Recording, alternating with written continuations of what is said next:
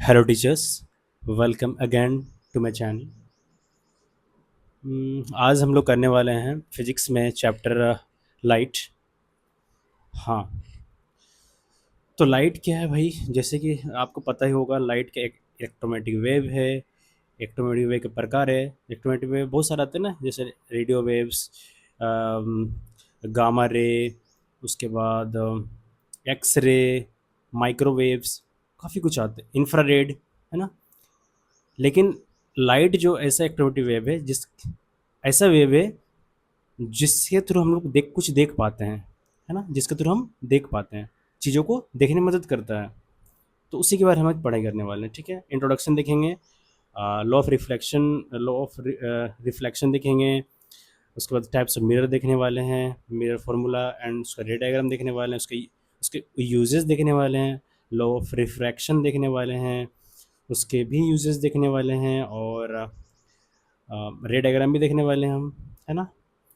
और refractive indexes देखने वाले हैं, पावर ऑफ लेंसेस देखने वाले हैं। अच्छा, लेंस फार्मूला, मिरर फार्मूला का यूज़ जबकि हम लोग रे डायग्राम से कर सकते हैं, फिर भी हमें लेंस फार्मूला और मिरर फार्मूला का ज़रूरत हमें क्यों पड़ा, ये भी हम देखेंगे।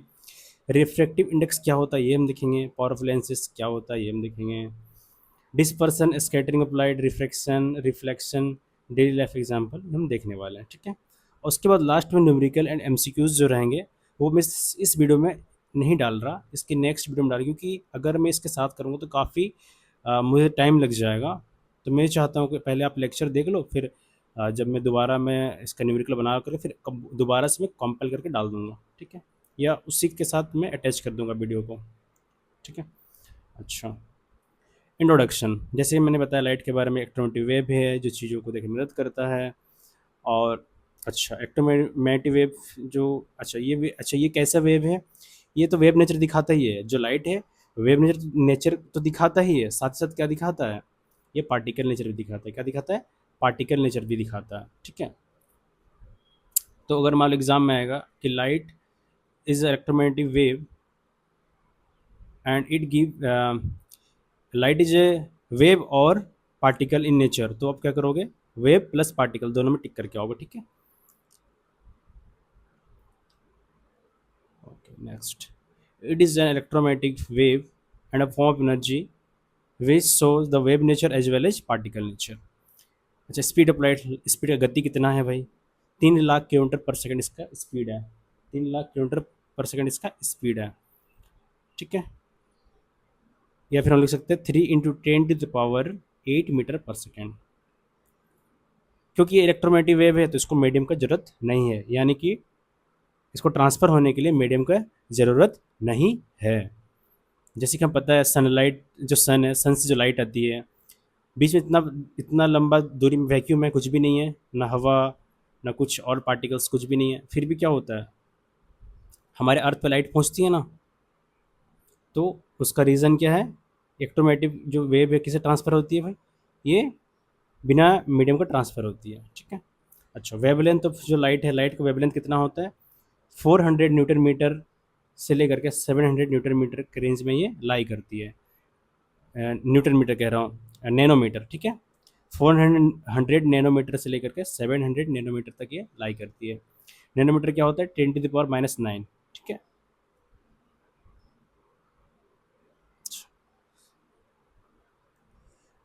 वेवलेंथ फ्रीक्वेंसी स्पीड का रिलेशन क्या होता है? वेवलेंथ को हम लिख सकते हैं लेमडा में, नोट करते हैं, वेवलेंथ को हम क्या करते हैं? लेमडा में नोट करते हैं। ठीक है, उसके बाद वेवलेंथ पता होगा ना, जो जो वेव है ये, इसका दूरी को, ठीक है, टू कंजिक्यूटिव टफ या फिर टू कंजिक्यूटिव क्रेस्ट, इसका दूरी को हम लोग वेवलेंथ बोलते हैं ना। तो ये वेवलेंथ इसको किसी नोट करेंगे? लेमडा से नोट करेंगे, लेमडा से नोट करेंगे। और ये हमारा स्पीड हो गया, और ये हमारा फ्रीक्वेंसी हो गया। ठीक है, तो अगर रिलेशन पूछेगा कि क्या रिलेशन होता है, तो lambda is equal to speed by frequency, आप लिख के होगा। ठीक है, इसका थोड़ा सा हम आगे देखेंगे, कब साउंड में देखेंगे। ठीक है, साउंड में इसका काफ़ी कुछ है, तो वहाँ जब न्यूमेरिकल्स बनाएंगे तो हम वहाँ देखेंगे। यहाँ पे ज़्यादा इसका यूज़ नहीं है, क्लास 10th में एग्जाम में ज़्यादा पूछता भी नहीं है। बस ये जानो कि lambda equal to speed of light बटे फ्रीक्वेंसी जिसको फ्रीक्वेंसी किस में नापते हैं लोग, फ्रीक्वेंसी का हर्ज में नापते हैं, हर्ज। और स्पीड को किस में नापते हैं, मीटर पर सेकेंड। और वेवलेंथ को लैम्डा में, लैम्डा सॉरी मीटर्स में, क्योंकि लेंथ है तो मीटर में, लेंथ का यूनिट क्या होता है, मीटर होता है।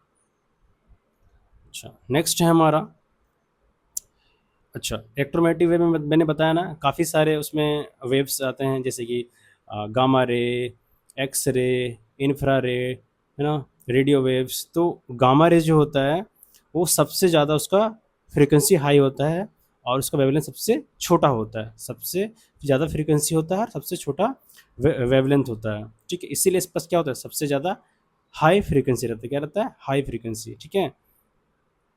हाई सॉरी हाई एनर्जी क्या रहता है, इसका सबसे ज़्यादा एनर्जी रहता है। तो बोलेगा, मान लीजिए एग्जाम पूछेगा कि एक्सरे, गामा रे, लाइट, ये सब दे देगा, और पूछेगा कि किसके पास सबसे ज़्यादा एनर्जी है, तो आप क्या उसमें क्या क्या में टिक करके आओगे, गामा रे। और पूछेगा सबसे ज़्यादा कम एनर्जी, सबसे कम एनर्जी किसके पास है, तो आप किसमें टिक करके आओगे, रेडियो वेव्स, ठीक है, सबसे लो एनर्जी। इसका रिलेशन क्या था कि वेवलेंथ अगर हाई हो तो फ्रीक्वेंसी क्या होगा, कम होगा।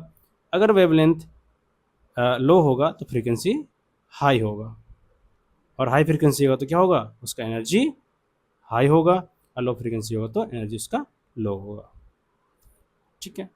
अच्छा, दुनिया में जितने भी ऑब्जेक्ट हैं, दुनिया में जितने भी ऑब्जेक्ट हैं वो क्या करते हैं, कुछ लाइट को एब्जॉर्ब करते हैं और कुछ लाइट को रिफ्लेक्ट कर देते हैं। दुनिया में जितने भी सरफेसेस हैं, चाहे दीवार हो, चाहे मिट्टी हो, हवा हो, पानी हो, कुछ भी पदार्थ हो, वो क्या करते हैं, कुछ लाइट को, लाइट एनर्जी को, लाइट ऊर्जा को क्या करते हैं, एब्जॉर्ब करते हैं, और कुछ जो है रिफ्लेक्ट करते, कुछ को रिफ्लेक्ट कर देते हैं, कुछ रिफ्लेक्ट कर देते हैं, कुछ एब्जॉर्ब कर लेते हैं। लेकिन जो शाइनी सरफेसेस होते हैं, जैसे कि आईना हो गया, या फिर स्टील हो गया, है ना, या इस जो भी चमकने वाले जो होते हैं, वो जो शाइनी सरफेसेस होते हैं, वो क्या करते हैं, मैक्सिमम लाइट को क्या करते हैं, रिफ्लेक्ट करते हैं, क्या करते हैं, मैक्सिमम लाइट को रिफ्लेक्ट वापस भेज देते हैं, बहुत कम एब्जॉर्ब करते हैं, मैक्सिमम लाइट को रिफ्लेक्ट कर देते हैं।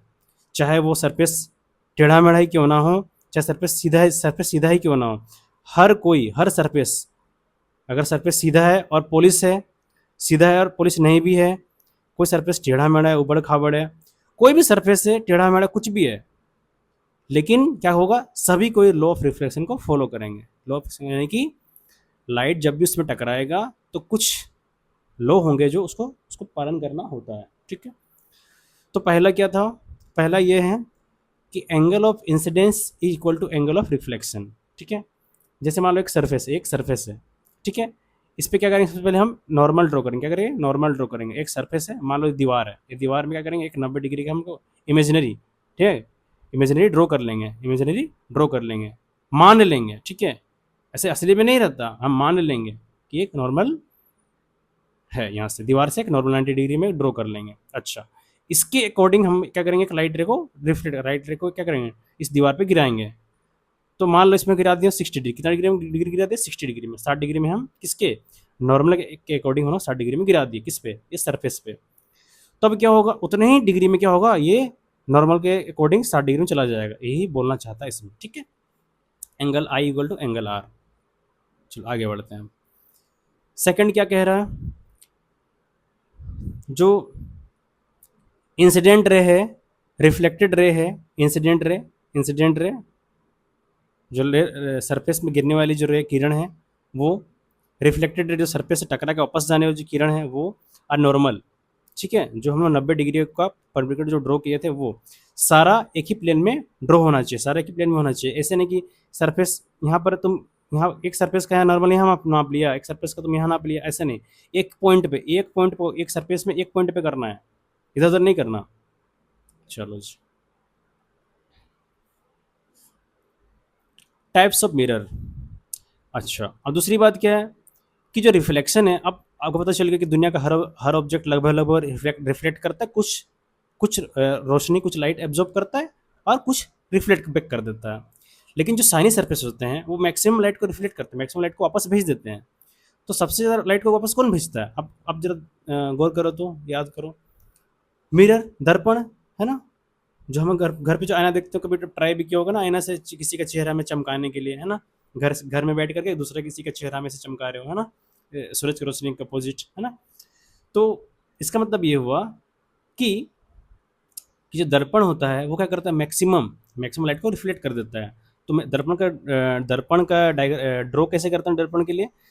दर्पण मान लो एक प्लेन मिरर लेते हैं, एक सीधा मिरर जो हमारे घर पे जो हमारा होता है, क्या होता है, एक तरफ कांच लगा रहता है, एक तरफ क्या सिल्वर पेंटेड, एक तरफ चांदी का पेंटेड रहता है। ठीक है, ये सिल्वर पेंटेड क्या होता है, ये मैक्सिमम मैक्सिमम लाइट को क्या करता है, रिफ्लेक्ट करता है, कौन, सिल्वर पेंटेड। तो इसलिए हम सिल्वर पेंटेड यूज़ करते हैं, चाहे प्लेन मिरर हो, चाहे कॉनकेव मिरर हो, चाहे कॉन्वेक्स मिरर हो। ठीक है, अब प्लेन मिरर तो आपको पता है, जो घर में आप देखे होगे। कॉनकेव मिरर क्या होता है, कॉन्वेक्स मिरर क्या होता है, ऐसे मिरर जो अपने अंदर की ओर, अंदर जो चमक जो रोशनी को रिफ्लेक्ट करने वाला जो सरफेस होगा, वो अंदर की ओर मुड़ा होगा, जो अंदर की ओर मुड़ा हुआ होगा, और उसके पीछे में क्या, उसके पीछे में कलर सिल्वर पेंटेड क्या होगा। जबकि कॉन्वेक्स मिरर क्या होगा, वो बाहर जो जो चमकने वाला सरफेस, जो रिफ्लेक्ट करने वाला सरफेस है, जो रोशनी को वापस भेजने वाला जो सरफेस है, वो क्या होगा, बाहर की ओर मुड़ा होगा, बाहर की ओर मुड़ा होगा। और उसके पीछे और क्या है, उसके पीछे और सिल्वर पेंटेड क्या होगा, मतलब इस जगह से वो लाइट को रिफ्लेक्ट होगा। और सारे मिरर क्या करेंगे, सारे मिरर लॉ ऑफ रिफ्लेक्शन को फॉलो करेंगे। अच्छा, इसको इसको कैसे हम समझ सकते हैं, इस पे ये आया स्फेरिकल मिरर से। कहाँ से आया, स्फेरिकल मिरर से। स्फेरिकल मतलब गोल सा, एक गोल स्फेयर था, सोचो उसको काट देते हैं तो कैसे होगा, ये इसका चमकने वाला सरफेस था इसका। ठीक है, काट देंगे तो क्या होगा, इसे काट दिए, ठीक है, तो ये इसका हो जाएगा, ये अंदर की ओर मान लो कलर है, तो इसका चमकने वाला सरफेस, तो बाहर की उभरा हुआ सरफेस क्या बोलेंगे, कॉन, इसको बोलेंगे, इसका रिफ्लेक्टिव सरफेस क्या बोलेंगे, कॉन्वेक्स मिरर। अब मान लो ये इसका चमकने वाला सरफेस है, ठीक है, गड्ढा की जो गड्ढा दिया हुआ है, ठीक है, तो इसको बोलेंगे कॉन केव मिरर। ठीक है, केव है ना, केव, कॉनकेव के समझ में आया, केव, केव क्या, गुफा होता है, अंदर की ओर घुसा हुआ रहता है। ठीक है, अंदर की ओर मुड़ा हुआ रहता है, तो चमकने वाली सरफेस होगा, जो रिफ्लेक्टिंग सरफेस होगी मुड़ी हुई होगी। ठीक है, पीछे उसका कलर होगा, तो कॉनकेव हो गया, और कॉन्वेक्स उसका अपोजिट हो गया, जो उभरी भी होगी इसकी रिफ्लेक्टिंग सरफेस। ठीक है, चलो नेक्स्ट देखते हैं आगे। प्लेन मिरर के बाद थोड़ा सा देखते हैं, फिर आगे कॉनकेव और कॉन्वेक्स देखेंगे। प्लेन मिरर क्या करता है, प्लेन मिरर तो आप लोगों को घर में देखा ही होगा, एक सीधा कांच होता है, जिसमें क्या होता है, पीछे सिल्वर पेंटेड क्या होता है। ठीक है, सिल्वर पेंटेड, क्योंकि क्यों क्या होता है भाई, क्योंकि मोस्ट रिफ्लेक्टेड रिफ्लेक्शन करता है ये। ठीक है, अच्छा, और आगे और इसका रिफ्लेक्टिंग सरफेस रहता है। ठीक है, अच्छा, जब इसमें दो चीज़ और इसमें दो चीज़ आएंगे, जब भी लाइट चैप्टर पढ़ाई करोगे, मिरर्स के बारे में पढ़ाई करोगे, एक इमेज आएगा, एक इमेज आएगा, और एक ऑब्जेक्ट क्या आएगा, एक ऑब्जेक्ट आएगा। ऑब्जेक्ट क्या होता है, जिस वस्तु का हम लोग जिस वस्तु का हम लोग फोटो देखना चाहते हैं मिरर में, या फोटो कहीं लेना चाहते हैं दर्पण में उसको, तो उसको बोलेंगे, जो मिरर के पास में जो जो सामान को हम लोग रखेंगे, जो दर्पण के पास, मिरर के पास जो सामान हम लोग रखेंगे, उसको बोलेंगे ऑब्जेक्ट। और दर्पण के अंदर फोटो आएगा, या दर्पण के बाहर जो फोटो आएगा, दर्पण के अंदर जो इमेज आएगा या बाहर जो इमेज आएगा, किसके, रिफ्लेक्शन होने के बाद उसको बोलेंगे इमेज, उसको बोलेंगे इमेज। ठीक है, प्रतिबिंब उसको बोलते हैं। ठीक है, चलो जी, अच्छा, जब भी लाइट रे टकराएगी, जब भी प्लेन मिरर के दर्पण के आगे में अगर कुछ ऑब्जेक्ट रखते, कुछ वस्तु, कुछ सामान रखते हो, तो क्या होगा, उसका इमेज कैसा बनेगा, वर्चुअल। ठीक है, इरेक्ट यानी कि सीधा, वर्चुअल के मैं मेरा आगे बात बताऊंगा। ठीक है, आगे इसके बारे में बताऊंगा। इरेक्ट बनेगा, इरेक्ट यानी क्या होता है, सीधा, इरेक्ट होता है सीधा। ठीक है, और क्या होता है, लेटरली इन्वर्टेड, क्या होता है, लेटरली इन्वर्टेड, यानी कि लेफ्ट का राइट और राइट का लेफ्ट दिखेगा। ठीक है, अगर आप आईना में, अगर अपने दाहिने कान, आईना में देखते हो, अपने दाहिने कान में पकड़ोगे, तो आईना में कैसे दिखेगा, आईना में ऐसे लगेगा जैसे आप अपने बायां हाथ, बायां कान को पकड़ रहे हो, ये आपने महसूस किया होगा। ठीक है, अच्छा, और क्या होता है, जो इमेज जो होता है कि सेम साइज का होता है। आप अगर आईना में, घर घर वाले आईना में अगर अपना चेहरा देखोगे, तो क्या होता है, बिल्कुल सेम साइज होता है।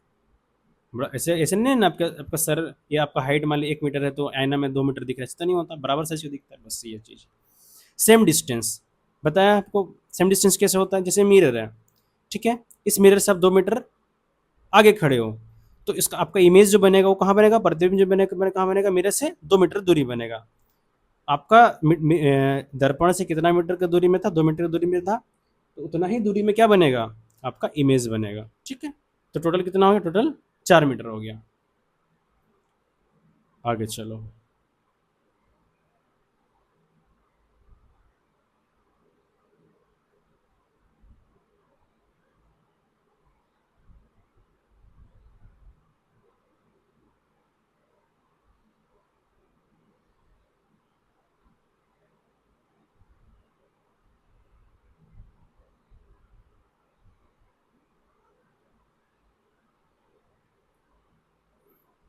थोड़ा सा पीछे चला गया था।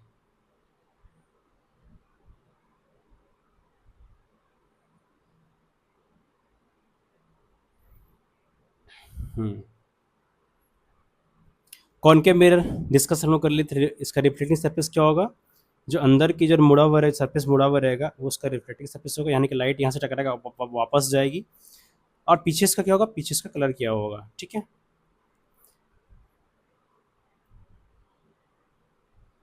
आगे कॉन्वेक्स मिरर क्या होगा, जो उभरा हुआ सरफेस होगा, जो उभरा हुआ सरफेस होगा वो क्या होगा, उसका रिफ्लेक्टिंग सरफेस होगा, लाइट यहाँ से आएगी और टकरा के जाएगी, लाइट यहाँ से आएगी टकरा के जाएगी, क्योंकि पेंट किया था लाइट आगे जाएगी नहीं।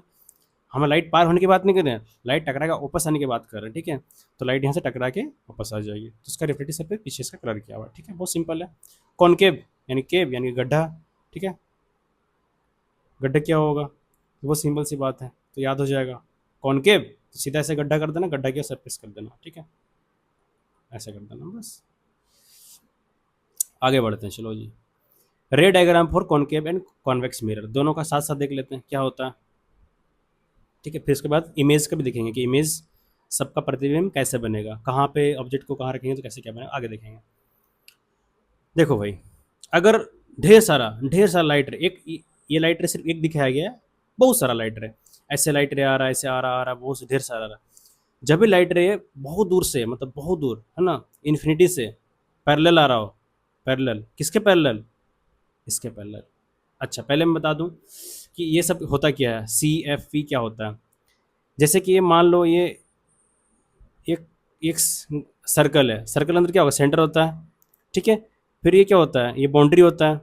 तो उसी प्रकार से क्या होता है, जैसे मिरर है, तो मिरर का सेंटर होगा वो क्या होगा, सेंटर ऑफ कर्वेचर, क्या बोलते हैं इसको, सेंटर ऑफ कर्वेचर बोलते हैं।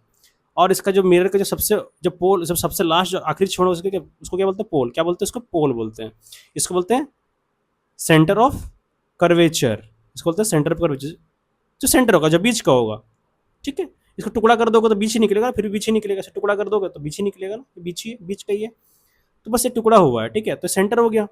और इस सेंटर के दोनों के बीच का जो जगह होगा, जो बराबर डिस्टेंस होगा, जो बराबर होगा, वो क्या होगा, उसके बराबर में एक जो पॉइंट बनेगा क्या बनेगा, फोकल, फोकस क्या बनेगा, फोकस, इसको बोलते फोकस, ठीक है, इसको बोलेंगे फोकस।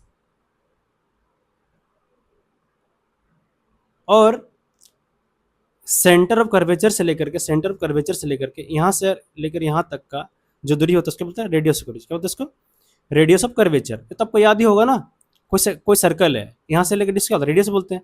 तो उसको रेडियस ऑफ कर्वेचर क्या बोलते हैं, इसको रेडियस ऑफ कर्वेचर, ठीक है। तो रेडियस ऑफ कर्वेचर क्या होता है, ये हो गया रेडियस ऑफ कर्वेचर, ठीक है। रेडियस ऑफ कर्वेचर क्या होता है, रेडियस ऑफ कर्वेचर के दो भाग होगा, सॉरी r/2 होगा। ये मान लो ये रेडियस है इसका, ठीक है, रेडियस मतलब 2 है, तो उसका फोकल, फोकल लेंथ कितना, ये फोकस हो गया। फोकस से लेकर पोल का दूरी क्या बोलते हैं, फोकल लेंथ बोलते हैं। फोकस से लेके पोल तक का दूरी क्या बोलते हैं, फोकल लेंथ बोलते हैं। या फिर इसको भी नाप लो, दोनों बात, दोनों तो बराबर हो गया क्योंकि बीच में है फोकल फोकस। तो क्या हो जाएगा, अगर मान लो centre of radius of curvature हम लोग को दिया है 10, तो फोकस क्या हो जाएगा, इसका आधा हो जाएगा, 5 हो जाएगा, 5 हो जाएगा, तो ये तो लिखा हुआ है, ठीक है। चलो जी। अच्छा, कोई भी लाइट रे पैरेलल, ये प्रिंसिपल एक्सिस है, ये पोल है, ये फोकस है, ये सेंटर ऑफ कर्वेचर है, सेंटर ऑफ कर्वेचर है। सेंटर ऑफ कर्वेचर से लेकर पोल तक का दूरी को रेडियस ऑफ कर्वेचर बोलते हैं। यहाँ से लेकर यहाँ तक का दूरी को रेडियस ऑफ कर्वेचर बोलते हैं। फोकस से लेकर पोल तक का डिस्टेंस को बोलते हैं फोकल लेंथ बोलते हैं, ठीक है, बहुत सिंपल सा बात है। और जो सीधी जो रेखा है इसको क्या बोलते हैं, इसको बोलते हैं प्रिंसिपल एक्सिस, इसको क्या बोलते हैं, प्रिंसिपल एक्सिस, ठीक है। तो कोई भी लाइट रे अगर प्रिंसिपल एक्सिस के पैरेलल आएगी तो हमेशा क्या होगा, हमेशा फोकस से होते हुए पार हो जाएगा, हमेशा फोकस से होते हुए पार हो जाएगी, समझ गए। अगर मान लो लाइट इधर से भी आएगी तो फोकस से पार, इधर से भी आएगी तो लाइट रे फोकस से पार हो जाएगी, बहुत समझ गए, सिंपल सी बात है। और हम इसी कंडीशन में देखेंगे, कहाँ, इसी कंडीशन में देखेंगे कॉन्वेक्स लेंस में।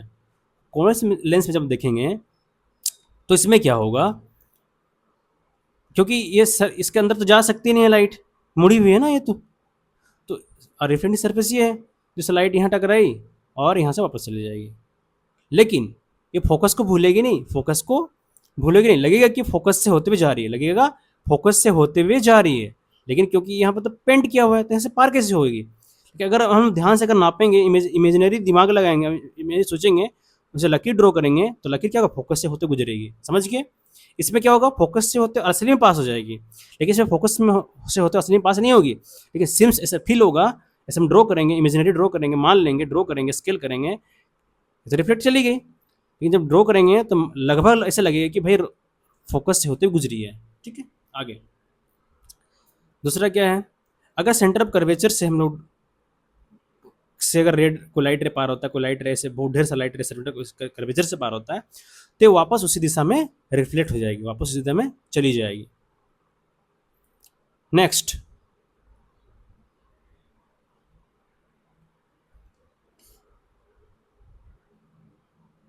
नेक्स्ट क्या है, नेक्स्ट हमारा जैसे कि अच्छा और क्या है, क्योंकि यहाँ तो क्योंकि इस तरफ है इसका ना सेंटर ऑफ कर्वेचर इस तरफ से, तो हम इस तरफ से कैसे करेंगे, तो हम मान के चलेंगे कि एक एक एक इमेजिनरी इमेजिनरी सोच के हम अगर इस तरीके से, अगर हम इस तरीके से इमेजिनरी सोचेंगे और हम लोग क्या करेंगे, लाइट रे को डालेंगे यहाँ पे इस तरीके से या इस तरीके से डालेंगे, मान लो सोच ले कि इस तरीके से लाइट रे जा रही है, मान के चल रहे हैं, ठीक है, तो देखोगे लाइट रे यहाँ गई और वापस इधर से आ गई, ठीक है, जबकि हम लोग खोजे भी नहीं है, जबकि हम लोग दिखा भी नहीं, लेकिन बस मान के चल रहे कि अगर हम लोग ये पता कर ले कि सेंटर ऑफ कर्वेचर इसका इस तरफ है, इसी सीधा में अगर लाइट मारेंगे तो सीधा वापस बाउंस बैक कर जाए, क्योंकि लाइट तो पार होगी नहीं, क्योंकि यहाँ तो कलर क्या हुआ है, लेकिन ऐसा प्रतीत होगा कि लाइट रे इस तरफ से वापस रिटर्न आ जा रही है।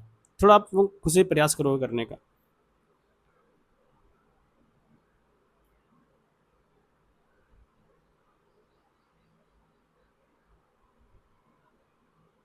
ठीक है, उसके बाद क्या है, उसी का ऑपोजिट है कि अगर आप फोकस से पार करोगे, अगर आप फोकस से लाइट रे पार करोगे तो पैरेलल चला जाएगा, यहाँ पे वैसे ही है, अगर आप फोकस को सोच के अगर लाइट मारोगे तो पैरेलल पार हो जाएगा, सिंपल सी बात है। अगर आप डायरेक्ट पोल में लाइट करते हो तो ये क्या होगा, angle i equal to angle r बनाते हुए चला जाएगा, ठीक है, angle i equal to angle r, यहाँ पे सारे लॉ ऑफ रिफ्लेक्शन फॉलो कर रहे हैं, लेकिन यहाँ पे एक स्पेशल केस यहाँ पे ऐसा दिख रहा है, ठीक है, पोल अकॉर्डिंग टू पोल, ठीक है, अकॉर्डिंग टू पोल हम कर रहे हैं, ठीक है, ये नॉर्मल ड्रॉ कर लेंगे यहाँ पे। चलो यहाँ पे भी ऐसे ही सीन होगा, यहाँ पे भी ऐसे सीन होगा, ये पोल है हमारा, लाइट लाइट रे मारेंगे यहाँ पे इस पोल पे, तो यहाँ पे angle i equal to angle r का सीन दिखाएगा। Law of reflection is follow by all opaque surfaces and mirror, ठीक है, लॉ ऑफ रिफ्लेक्शन क्या करता है, जितने ओपेक सरफेसेस है या फिर मिरर सबको फॉलो करता है, ठीक है, कुछ एब्जॉर्ब कर देते हैं, कुछ मोस्ट रिफ्लेक्ट कर देते हैं, लेकिन ये लॉ सब में फॉलो होता है। अच्छा, जैसे मैंने कहा था कि वर्चुअल और इमेज और रियल इमेज में क्या फ़र्क होता है।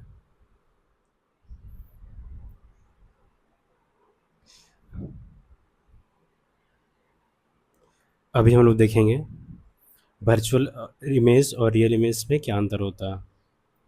देखो यार, जब क्या होगा, जब लाइट रे है ना, जो किरण है, जो रोशनी के जो लाइट का जो किरण है वो क्या होगा, एक्चुअली मीट करेगा, एक्चुअली में टकरा के मीट करेगा, जैसे जैसे ये लाइट रे गया, ठीक है, सेंटर ऑफ कर्वेचर से गया और ये वापस उसी लाइन में रिटर्न आता है ना, और रिटर्न आ गया, उसके बाद देखो ये क्या है, एक हमारा एक प्रिंस पोल से गया और वापस आया, ठीक है, पोल से गया और वापस आया, लाइट है तो कहीं मीट नहीं किया, लाइट रे कहीं मीट किया क्या, देखो ये गया और ये वापस आ गया, ये इधर से लाइट रे आया यहाँ से और ये इस तरफ चला गया, मीट तो किया ही नहीं, ठीक है, लेकिन क्या हुआ, ऐसा प्रतीत होता है, ऐसा प्रतीत इमेजिनरी ऐसे प्रतीत होता है कि ये लाइट रे यहाँ पे आके मिल रहा है, कहाँ पे आके मिल रहा है, यहाँ पे आके मिल रहे हैं, तो इस प्रकार जो इमेज बनेगा, इस प्रकार का जो प्रतिबिंब बनेगा, इस प्रकार जो इमेज बनेगा, वो क्या, उसको क्या बोलेंगे हम लोग, उसको बोलेंगे वर्चुअल इमेज, ठीक है। अच्छा, रियल इमेज क्या होता है, जब जो लाइट का जो किरण है एक्चुअली मिट करेगा, देखो ये लाइट रे हमने मारा, ये लाइट रे यहाँ से आ रहा है, टॉर्च का लाइट या किसी भी चीज़ का लाइट सोच लो, ये लाइट रे यहाँ से आया, ठीक है, फोकस से होते क्या होगा, पैरेलल में जाएगा। और एक लाइट रे इस तरफ से आया, जो पैरेलल से हो क्या फोकस में जाएगा। तो कहाँ मीट कर रहा है, देखो ये पैरेलल आ रहा है, ये फोकस तरफ से आ रहा है, यहाँ पे मीट किया, तो ये हमारा इमेज है, ये हमारा इमेज है, एक्चुअली मीट किया ना। तो जब लाइट रे एक्चुअली मीट करेगा तो रियल इमेज बनेगा। और जो लाइट रे एक्चुअली मीट नहीं करेगा, इमेजनरी इमेजनरी हम लोग को दिखाना पड़ेगा, इमेजनरी दिखाना पड़ेगा ऐसे करके, ऐसा लगेगा कि मीट कर रहा है लेकिन मीट नहीं करेगा, उसको हम लोग बोलेंगे क्या, उसको हम लोग बोलेंगे वर्चुअल इमेज। अच्छा, दूसरा क्या होता है, ये जब भी इमेज बनेगा, देखो सीधा बन रहा है, ये सीधा खड़ा है, ऑब्जेक्ट जो हम रखे हैं, और ये उसी प्रकार से सीधा दिख रहा है कि नहीं दिख रहा। तो जब भी वर्चुअल इमेज बनेगा तो हमेशा क्या होगा, सीधा होगा, हमेशा इरेक्ट क्या होगा, हमेशा इरेक्ट होगा, हमेशा इरेक्ट। और ये क्या होगा, हमेशा जो रियल इमेज बनेगा हमेशा उल्टा, क्या बनेगा, हमेशा उल्टा बनेगा। ठीक है, इसको हम लोग क्या कर सकते हैं, इसको हम लोग स्क्रीन में प्राप्त नहीं कर सकते। जैसे कि आईना में, मतलब आईना जो प्लेन मिरर होता है, प्लेन मिरर जो दर्पण में चेहरा देखते हैं, उसमें क्या होता है, उसमें रियल इमेज नहीं बनता, वर्चुअल इमेज बनता है। ठीक है, आईना के पीछे बनता है, किसके पीछे, दर्पण के पीछे बनता है, मिरर के पीछे बनता है। तो उसको हम लोग किसी भी स्क्रीन में, किसी भी चीज़, दीवार में या कपड़ा में, किसी भी स्क्रीन में हम उसको प्राप्त नहीं कर सकते हैं, वो आईना के पीछे ही रहेगा। लेकिन जो रियल इमेज होता है उसको हम लोग, जैसे मान लो ये लाइट टकरा के आ रहा है, ठीक है, इस पॉइंट पे हम लोग कुछ कपड़ा रख दें, इस पॉइंट पे कुछ स्क्रीन रख दें, कुछ भी रख दें, तो यहाँ पे क्या है, उसका इमेज बन के आएगा, यहाँ पे इमेज दिखेगा, ठीक है नहीं, दिखेगा यहाँ पे इमेज। ठीक है, तो यही चीज़ मैंने बोला है, no actual intersection of light ray and imaginary image form by actual intersection of light ray, actual intersection होगा, कांट फॉर्म स्क्रीन फॉर्म नहीं होगा, कैन फॉर्म और स्क्रीन स्क्रीन में फॉर्म होगा। स्क्रीन में हम लोग उसको ला सकते हैं, पर्दा में नहीं ला सकते, इसको वर्चुअल इमेज को, इसको हम ला सकते हैं। ठीक है, दे आर ऑलवेज इरेक्ट, ये हमेशा सीधा होगा, ऐसा हमेशा जब भी बनेगा, जब भी वर्चुअल इमेज बनेगा सीधा बनेगा, और जब भी ये रियल इमेज बनेगा जो हमेशा क्या बनेगा, वो उल्टा बनेगा, ऊपर का नीचे हो जाएगा। ठीक है, और ये क्या बनेगा, आईना के पीछे, बिहाइंड द मिरर बनेगा, और ये हमेशा क्या होगा, आईना के फ्रंट में, किससे बनेगा, आईना के फ्रंट में, देखो आईना के फ्रंट में, आईना के फ्रंट में बनेगा। ठीक है, अच्छा, अब देखते हैं इमेज किस प्रकार से बनाते हैं। इमेज कहाँ पे, जैसे कि मान लो ये मिरर है, जैसे कि ये मिरर है या इस प्रकार से मिरर है, हम लोग वस्तु को कहाँ पे रखेंगे तो कहाँ पे कैसा इमेज बनेगा। ठीक है, जैसे कि हम लोगों ने क्या देखा, प्लेन मिरर, जो दर्पण जो चेहरा देख रहे हैं, दर्पण जो घर पे होता है, वो क्या होता है, कहीं भी रखो इमेज सेम बनेगा, बस दूरी और दूरी के हिसाब से वो चेंज होगा, बस इतना ही है। लेकिन इसमें ऐसा नहीं है, किसमें ऐसा नहीं है, जो कॉनकेव मिरर और कॉन्वेक्स मिरर में ऐसा नहीं है, दूर में रखोगे तो कुछ और प्रतिबिंब बनेगा, थोड़ा पास रखोगे तो और प्रतिबिंब बनेगा, थोड़ा और पास रखोगे तो और प्रतिबिंब, मतलब पोजीशन जैसे चेंज करोगे इमेज भी वैसे वैसे चेंज होते जाएगा। तो इसीलिए ये हमें अलग से याद रखना पड़ता है। ठीक है, अच्छा, इसमें कुछ हैक्स हैं। कॉनकेव मिरर क्या होगा, हमेशा रियल क्या बनाएगा, कॉनकेव मिरर जो होता है हमेशा रियल और वर्चुअल इमेज क्या बनाएगा, रियल और वर्चुअल, वो तो पता ही है, कभी भी इमेज जब वर्चुअल बनेगा तो हमेशा रियल ही होगा। सॉरी सॉरी से कॉनकेव मिरर हमेशा क्या बनाता है, रियल और वर्चुअल दोनों इमेज बनाता है, दोनों प्रकार का, मतलब एक्चुअली लाइट रे मीट भी करेगा और कभी कभी लाइट रे इमेजनरी मीट करेगा, तो दोनों प्रकार का इमेज को बनाता है। कौन बनाता है, कॉनकेव मिरर। और कॉन्वेक्स मिरर क्या बनाता है, हमेशा हमेशा क्या, वर्चुअल क्या बनाएगा, हमेशा वर्चुअल। ठीक है, हमेशा वर्चुअल और सीधा, हमेशा वर्चुअल और सीधा। कॉनकेव में क्या होगा कि छोटा से लेकर बड़ा तक इमेज बनेगा, बड़ा से लेकर छोटा तक इमेज बनेगा। ठीक है, कॉन्वेक्स मिरर में क्या होगा, हमेशा छोटा इमेज बनेगा, हमेशा छोटा इमेज बनेगा। याद रखो फिर से, कॉनकेव मिरर क्या देता है, हमेशा हम लोग को रियल और वर्चुअल दोनों ही देगा, और इसका इमेज क्या होगा, छोटा से लेकर बड़ा, बड़ा से लेकर छोटा, इसे वेरी करेगा जगह से लेकर के। लेकिन कॉन्वेक्स मिरर क्या होता है, वो हमेशा हम लोग को वर्चुअल इमेज देगा, वर्चुअल इमेज यानी कि क्या, सीधा खड़ा है ना, इरेक्ट इमेज देगा। दूसरा क्या, हमेशा छोटा इमेज देगा। अच्छा, कॉनकेव मिरर क्या है, ये लाइट को एक जगह इकट्ठा करके क्या करेगा, लाइट को अगर अगर दूर से लाइट आ रहा है तो लाइट को क्या करेगा, इकट्ठा करेगा एक जगह पॉइंट में लेके आएगा लाइट को। लेकिन कॉन्वेक्स मिरर क्या है, लाइट को फैला, क्या करेगा, लाइट को फैला देगा, लाइट को फैला, जैसे लाइट यहाँ से आ रहा है फैला देगा, लाइट यहाँ से आ रहा है फैला देगा। लेकिन कॉनकेव मिरर क्या है, वो हमेशा लाइट को इकट्ठा करने की कोशिश करेगा। ठीक है,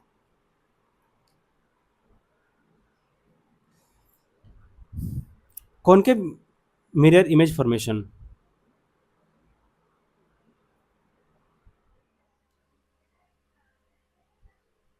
अभी हम देखने जा रहे हैं कॉनकेव मिरर का इमेज फॉर्मेशन।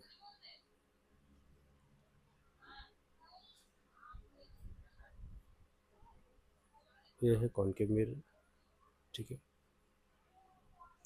ये है प्रिंसिपल एक्सिस।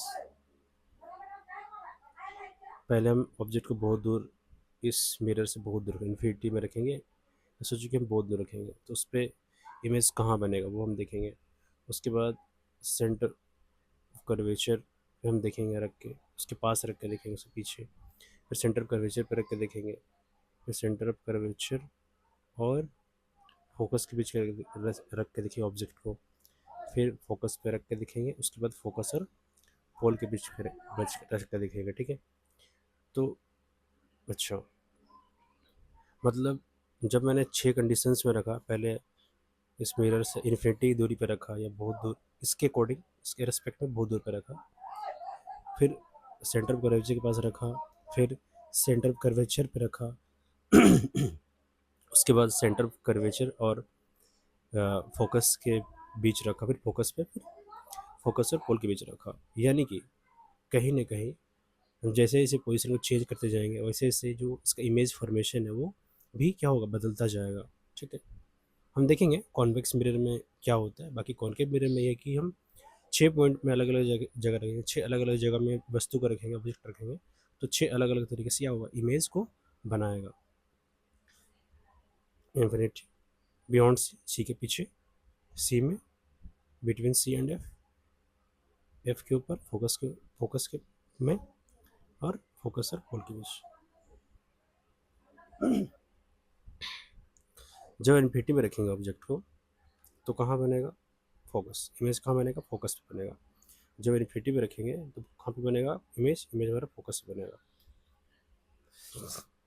दिखने में कैसा होगा, बहुत ही छोटा होगा, क्योंकि आपको बताया गया था कि जब फोकस में जब भी लाइट रेमिट करेगा, फोकस में जब भी लाइट रेमिट करेगा तो क्या होगा, वो पॉइंट साइज, क्या होगा, पॉइंट साइज हो जाएगा। देखो पैरेलल आ रहा है, यहाँ पे मीट कर रहा है, पैरेलल आ रहा है, यहाँ पे मीट कर रहा है, तो क्या हो जाएगा, पॉइंट साइज बनेगा। इसलिए हाईली डिमिनिश, सबसे छोटा, सबसे छोटा। जब भी पूछा जाए कि कॉनकेव मिरर में सबसे छोटा इमेज कब बनता है, तो आप बोलोगे जब इन्फिनिटी में ऑब्जेक्ट होता है, पॉइंट साइज होगा, छोटा सा होगा, और रियल और इन्वर्टेड हो, क्योंकि ये क्या हो रहा है, एक्चुअली मीट का टकरा के, देखो यहाँ पे टच कर रहा है इसको, टकरा के यहाँ मिल रहा है, दोनों एक साथ मिल रहा है ना, एक्चुअली मिल रहा है। इसीलिए क्या, रियल इन्वर्टेड। रियल होगा छोटू होगा, दिखेगा नहीं, पॉइंट साइज होगा, और रियल और इन्वर्टेड होगा। एकदम बहुत छोटा सा दिखेगा। अच्छा, बियॉन्ड सी, सी के पास, सी के पास यानी कि उसके पीछे, सी के पीछे में क्या होगा, सी के पीछे जब हम ऑब्जेक्ट को डालेंगे तो कहाँ बनेगा, सी और एफ के बीच में, कहाँ बनेगा, सी और एफ के बीच बनेगा। उसके बाद हम सी में डालेंगे तो सी में बनेगा, क्या बनेगा, सी में ऑब्जेक्ट डालेंगे सी में बनेगा, और सेम साइज का बनेगा, और छोटा होगा, छोटा होगा, ठीक है। देखो, और रियल इन्वर्टेड हमेशा क्या होगा, लाइट रे मिट कर, हमेशा लाइट रे मिट कर, हमेशा लाइट रे मिट करके बनता है, ठीक है। एक चीज़ ध्यान दो, जब दूर रखे थे, जब मैंने ऑब्जेक्ट को दूर रखा तो धीरे धीरे क्या हुआ, छोटा, फिर थोड़ा सा बड़ा, फिर थोड़ा सा बड़ा, ऐसे बड़ा होते जा रहा है। जिस ऑब्जेक्ट को मिरर के करीब लाते जा रहे हैं, कॉनकेव मिरर के करीब लाते जा रहे हैं, जो इमेज है हमारा वो क्या बड़ा होता जा रहा है। देखो सी पे रखे, सेम साइज आ गया, बिटवीन सी एंड एफ, जब हम सी और एफ के बीच में रखेंगे तो क्या होगा, एनलार्ज, बड़ा होगा। उसका जब एफ पे रखेंगे, जब हम फोकस पे रखेंगे तो क्या, एनलार्ज, कहा कि कहाँ बनेगा, बाहर बनेगा, इन्फिनिटी बनेगा, देखो हाईली एनलार्ज, ठीक है। छोटा बड़ा बड़ा बड़ा होता गया इमेज। लेकिन बिटवीन पी एंड एफ एकमात्र ऐसा कंडीशन है, एकमात्र ऐसा कंडीशन है, जब क्या होगा, जो हमारा इमेज कहाँ बनेगा, इमेज हमारा बनेगा कहाँ, पीछे, मिरर के पीछे। यानी कि लाइट रे एक्चुअली मीट नहीं करेगा, लाइट रे एक्चुअली मीट नहीं करेगा, और इमेज आईना के पीछे बनेगा। जैसे कि हम जो घर पे जो हमारा है ना, वो क्या होता है, वर्चुअल इमेज होता है ना, आईना। हम वो स्क्रीन के बाहर तो दिखता नहीं है, वो स्क्रीन के अंदर दिखता है, उस पार दिखता है, तो क्या है, वो वर्चुअल इमेज है। तो एकमात्र कंडीशन होगा कॉनकेव मिरर में जब वर्चुअल इमेज बनेगा। अब वर्चुअल इमेज में क्या होता है, हमेशा सीधा होता है। एकमात्र ऐसा कंडीशन होगा जब वर्चुअल इमेज बनेगा, ठीक है। वो क्या कहाँ बनेगा, जब हम ऑब्जेक्ट को पोल और फोकस के बीच में रखेंगे, और वो क्या होगा, बड़ा होगा। वर्चुअल दो कंडीशन है, मान तो को बोला जाएगा, बताओ भाई कि अगर हम ऑब्जेक्ट को इन्फिनिटी में रखेंगे तो इमेज कहाँ बनेगा कॉनकेव मिरर में, तो वो लोग फोकस। ये फिर क्वेश्चन ये आ गया कि सबसे छोटा इमेज हाईली डिमिनिश्ड इमेज कब बनता है कॉनकेव मिरर में, तब बोलोगे जब हम लोग ऑब्जेक्ट को इन्फिनिटी में रखते हैं तब सबसे छोटा इमेज बनता है। फिर बोलेगा सबसे बड़ा इमेज कब बनता है, जब हम लोग जब हम लोग ऑब्जेक्ट को फोकस में रखते हैं। अगर बोलेगा कि वर्चुअल इमेज कब बनता है, तुम बोलोगे कि नहीं, जब हम फोकस और पोल के बीच में ऑब्जेक्ट को रखेंगे कॉनकेव मिरर का, तब हमारा जो इमेज होगा वो इनलार्ज होगा और वर्चुअल इमेज होगा। चलो 6 कंडीशन याद करना, ठीक है। उसका कॉन्वेक्स मिरर, कॉन्वेक्स मिरर में कुछ नहीं है, इन्फिनिटी इन्फिनिटी में रखोगे बहुत दूर। कॉन्वेक्स मिरर में कुछ नहीं है, ऑब्जेक्ट को इन्फिनिटी में रखोगे तो क्या होगा, बहुत छोटा साइज बनेगा, ठीक है। मिरर के पीछे बनेगा यहाँ पे, ठीक है, क्योंकि लाइटर तो बीट करता ही नहीं इसमें, है ना, टकरा के बाहर चला जाता है, तो इसीलिए इसमें एक्चुअली मीट तो कभी भी नहीं करेगा कॉन्वेक्स मिरर में। हाँ, बट जो एक इमेजिनरी होता है कि यहाँ पे मीट कर ऐसे फील होगा, तो क्या होगा, जब हम इन्फिनिटी में रखेंगे तो क्या होगा, इन्फिनिटी से लाइट आता है तो क्या होता है, फोकस से मिलता है, तो कहाँ बनेगा, मिरर का पीछे बनेगा, क्योंकि वर्चुअल इमेज है, इमेजिनरी तरीके से बनेगा, असली में लाइटर मीट नहीं कर रहा है, छोटा होगा, हाईली डिमिनिश्ड होगा। दूर से लाओगे पास पास पास पास पास, वो छोटा मतलब छोटा ही रहेगा, बस यही है कि इन्फिनिटी में रखोगे तो बहुत पॉइंट से हाईली डिमिनिश्ड होगा, और जब पास लेते जाओगे तो थोड़ा सा बस बड़ा दिखेगा, थोड़ा सा बस बड़ा, लेकिन कैरेक्टर वही होगा, वर्चुअल होगा और इरेक्ट होगा, सीधा होगा, और एकदम पॉइंट साइज से लेकर थोड़ा सा बड़ा बस होगा, इतना ही है। चाहे तो कहीं भी रख लो, कहीं भी रख लो, समझ गए। ये मिरर है, ये इन्फिनिटी, यहाँ पे इमेज रख, यहाँ पे ऑब्जेक्ट को रखे, यहाँ इमेज छोटा सा बनेगा, इतना छोटा पॉइंट साइज बनेगा फोकस में। फिर यहाँ से लेके यहाँ के बीच में कहीं भी रखो आप, तो थोड़ा सा बस बड़ा होगा, लेकिन करेक्टर क्या होगा, हाईली डिमिनिश्ड, मतलब हाईली डिमिनिश्ड से थोड़ा सा बस बड़ा होगा, डिमिनिश्ड मतलब छोटा से थोड़ा सा बड़ा होगा, तो एक करेक्टरिस्टिक्स है। जैसे कॉनकेव मिरर में क्या था कि भाई सब जगह अलग अलग बदल रहा है, लेकिन यहाँ पर ऐसा नहीं है। बस इन्फिनिटी में क्या होगा, हाईली डिमिनिश्ड छोटा सा बनेगा, और जो हमारा अ, हाँ, जो हमारा इन्फिनिटी और पोल के बीच जो होगा, वहाँ पर अगर हम कहीं भी ऑब्जेक्ट को रखेंगे तो कहाँ बनेगा हमारा, पोल और फोकस के पीछे बनेगा, पोल और फोकस के पीछे बनेगा, यहाँ बिहाइंड द मिरर, ठीक है। बिटवीन पोल और फोकस यहाँ पे बनेगा, छोटा सा बनेगा, ठीक है। आगे देखते हैं, यूज कॉन्केव मिरर, क्या हम देखने वाले हैं, इसका उपयोग क्या क्या है ना, कहाँ कहाँ हम लोग यूज़ कर सकते हैं। कॉन्केव मिरर का यूज़ देखेंगे और कॉन्वेक्स मिरर का यूज़ देखेंगे। कॉन्केव का देखते हैं, use as search light, torch, vehicle headlight.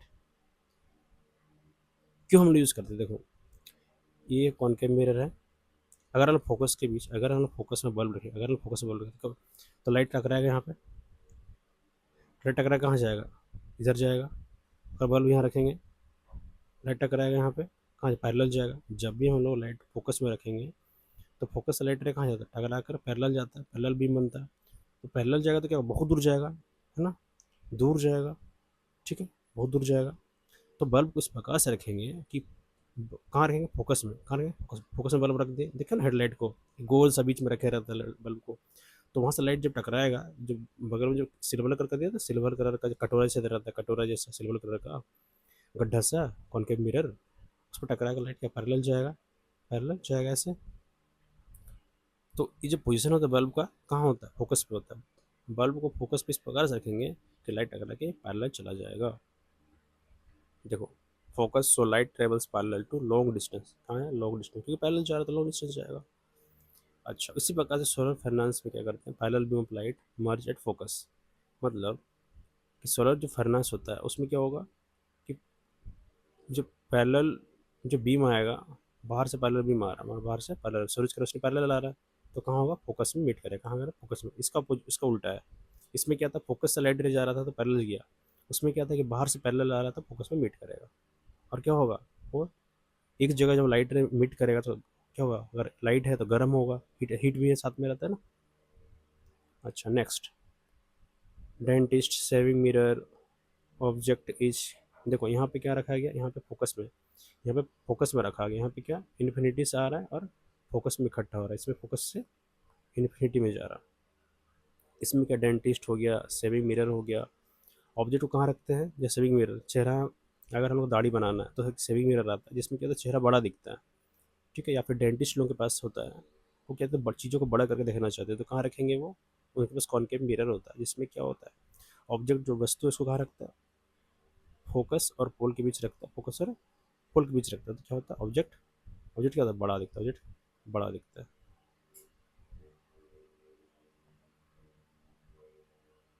Object बड़ा दिखता है, ठीक है। अच्छा अब देखते हैं हम लोग इस पे, कॉन्वेक्स मिरर पे। कॉन्वेक्स मिरर क्या देता है भाई, हमें फुल इमेज देता है। क्या देता है, फुल इमेज, क्योंकि क्योंकि देखो भाई, इन्फिनिटी से लेकर के पोल तक ऑब्जेक्ट को कहीं भी रखो, यहाँ रखो, यहाँ रखो, यहाँ रखो, ये छोटा इमेज ही देगा। जितना लंबा भी हो, जितना बड़ा चीज़ भी हो, क्या होगा, लास्ट में कवर होके यहीं पर ही आ जाएगा, ठीक है, इमेजिनरी छोटा ऑब्जेक्ट दिखेगा। तो हम लोग क्या कर सकते हैं कि हम लोग बड़ा ऑब्जेक्ट को छोटा करके देख सकते हैं, तो कहाँ यूज़ हो जाएगा, गाड़ी है ना, गाड़ी चला रहे हो, गाड़ी का साइड रियर रियर व्यू में देख सकते हो आप, है ना, बड़ा ट्रक आ रहा है, कुछ भी आ रहा है, तो छोटा सा आईना में कवर हो जाएगा, है ना। जो लुकिंग मिरर होता है साइड में, जो बाइक का, कार का, ट्रक का, उसमें यूज होता है, ठीक है, बड़ा इमेज को छोटा करके आगे बढ़ता है। देखे होंगे आप लोग बाइक मिरर फॉर्मूला। आप बोलोगे सर कि यार इतना ढेर सारा तो हम जान गए कि कॉनकेव मिरर में छः पोजीशन में अलग अलग जगह, अलग अलग, अगर छः पोजीशन में अलग अलग ऑब्जेक्ट को रखेंगे अलग अलग जगह तो अलग अलग इमेज बनेगा। कॉन्वेक्स मिरर में क्या दो ही कंडीशन है, एक इन्फिनिटी में रखेंगे तो फोकस में एक एकदम छोटा point size highly diminished image बनेगा, और उसके बाद इन्फिनिटी से आगे बढ़ते जाएंगे तो थोड़ा सा बस बड़ा होगा, बस उतना ही, और पोल तक छोटा ही इमेज रहेगा। ये हम जान गए कॉनकेव मिरर। लेकिन फिर सर जब जान गए इमेज कहाँ बनेगा, तो फिर हम मिरर फॉर्मूला की जरूरत क्यों पड़ा, मिरर फॉर्मूला का हमें जरूरत क्यों पड़ा। देखो, before this formula through ray diagram it was very difficult to draw exact position of image and object।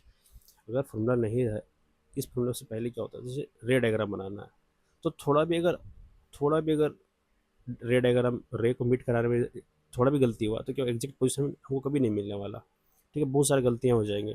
It was time taking, एक तो टाइम टेकिंग है, ठीक है, प्रिसाइज भी नहीं है, इम्परफेक्ट परफेक्ट भी नहीं है ना, क्योंकि लाइट रे कभी थोड़ा सा आगे पीछे हो जाएगा, अगर ड्रॉप करोगे लाइट रे को तो परफेक्ट कभी नहीं बनने वाला, ठीक है।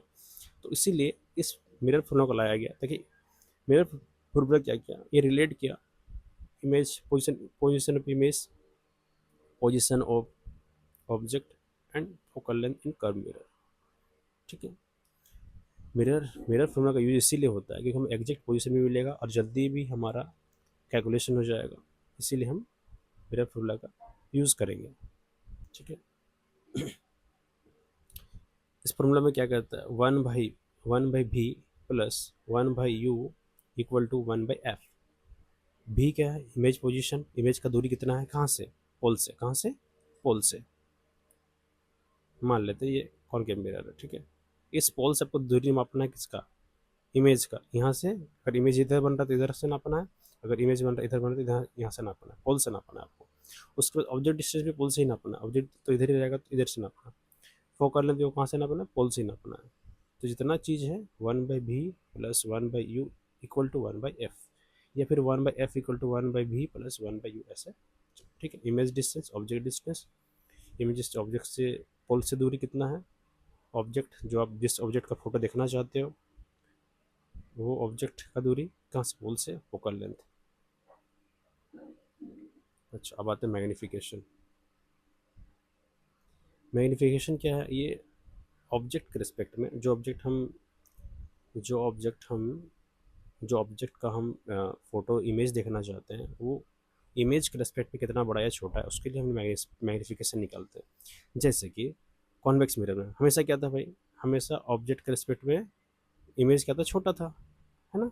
तो इसी को देखने के लिए कितना, अब तक यहाँ पता नहीं चल रहा कितना मीटर का है कितना सेंटीमीटर का है, लेकिन यहाँ पे हम जब निकालेंगे तो एग्जैक्ट निकलेगा, ठीक है, एग्जैक्ट निकलेगा। It gives the size of image with respect to object, magnification is equal to height of the image by height of the object. तो सिंपल है, इसको हम और तरीके से कर सकते हैं, दूसरे तरीके से भी देख सकते हैं। It also gives the relation to object distance and image distance और ऑब्जेक्ट डिस्टेंस का रिलेशन भी दे सकता है ये। Magnification is equal to height of the image by height of the object equal to minus, देखो माइनस का बोलना, ठीक है, minus minus image distance by object distance, ठीक है। साइन कन्वेंशन को हम लोग बाद में करेंगे न्यूमेरिकल्स में, जब इसका नेक्स्ट लेक्चर आएगा ना, साइन कन्वेंशन और मिरर फॉर्मूला में सारा हम करवा देंगे, ठीक है। नेक्स्ट,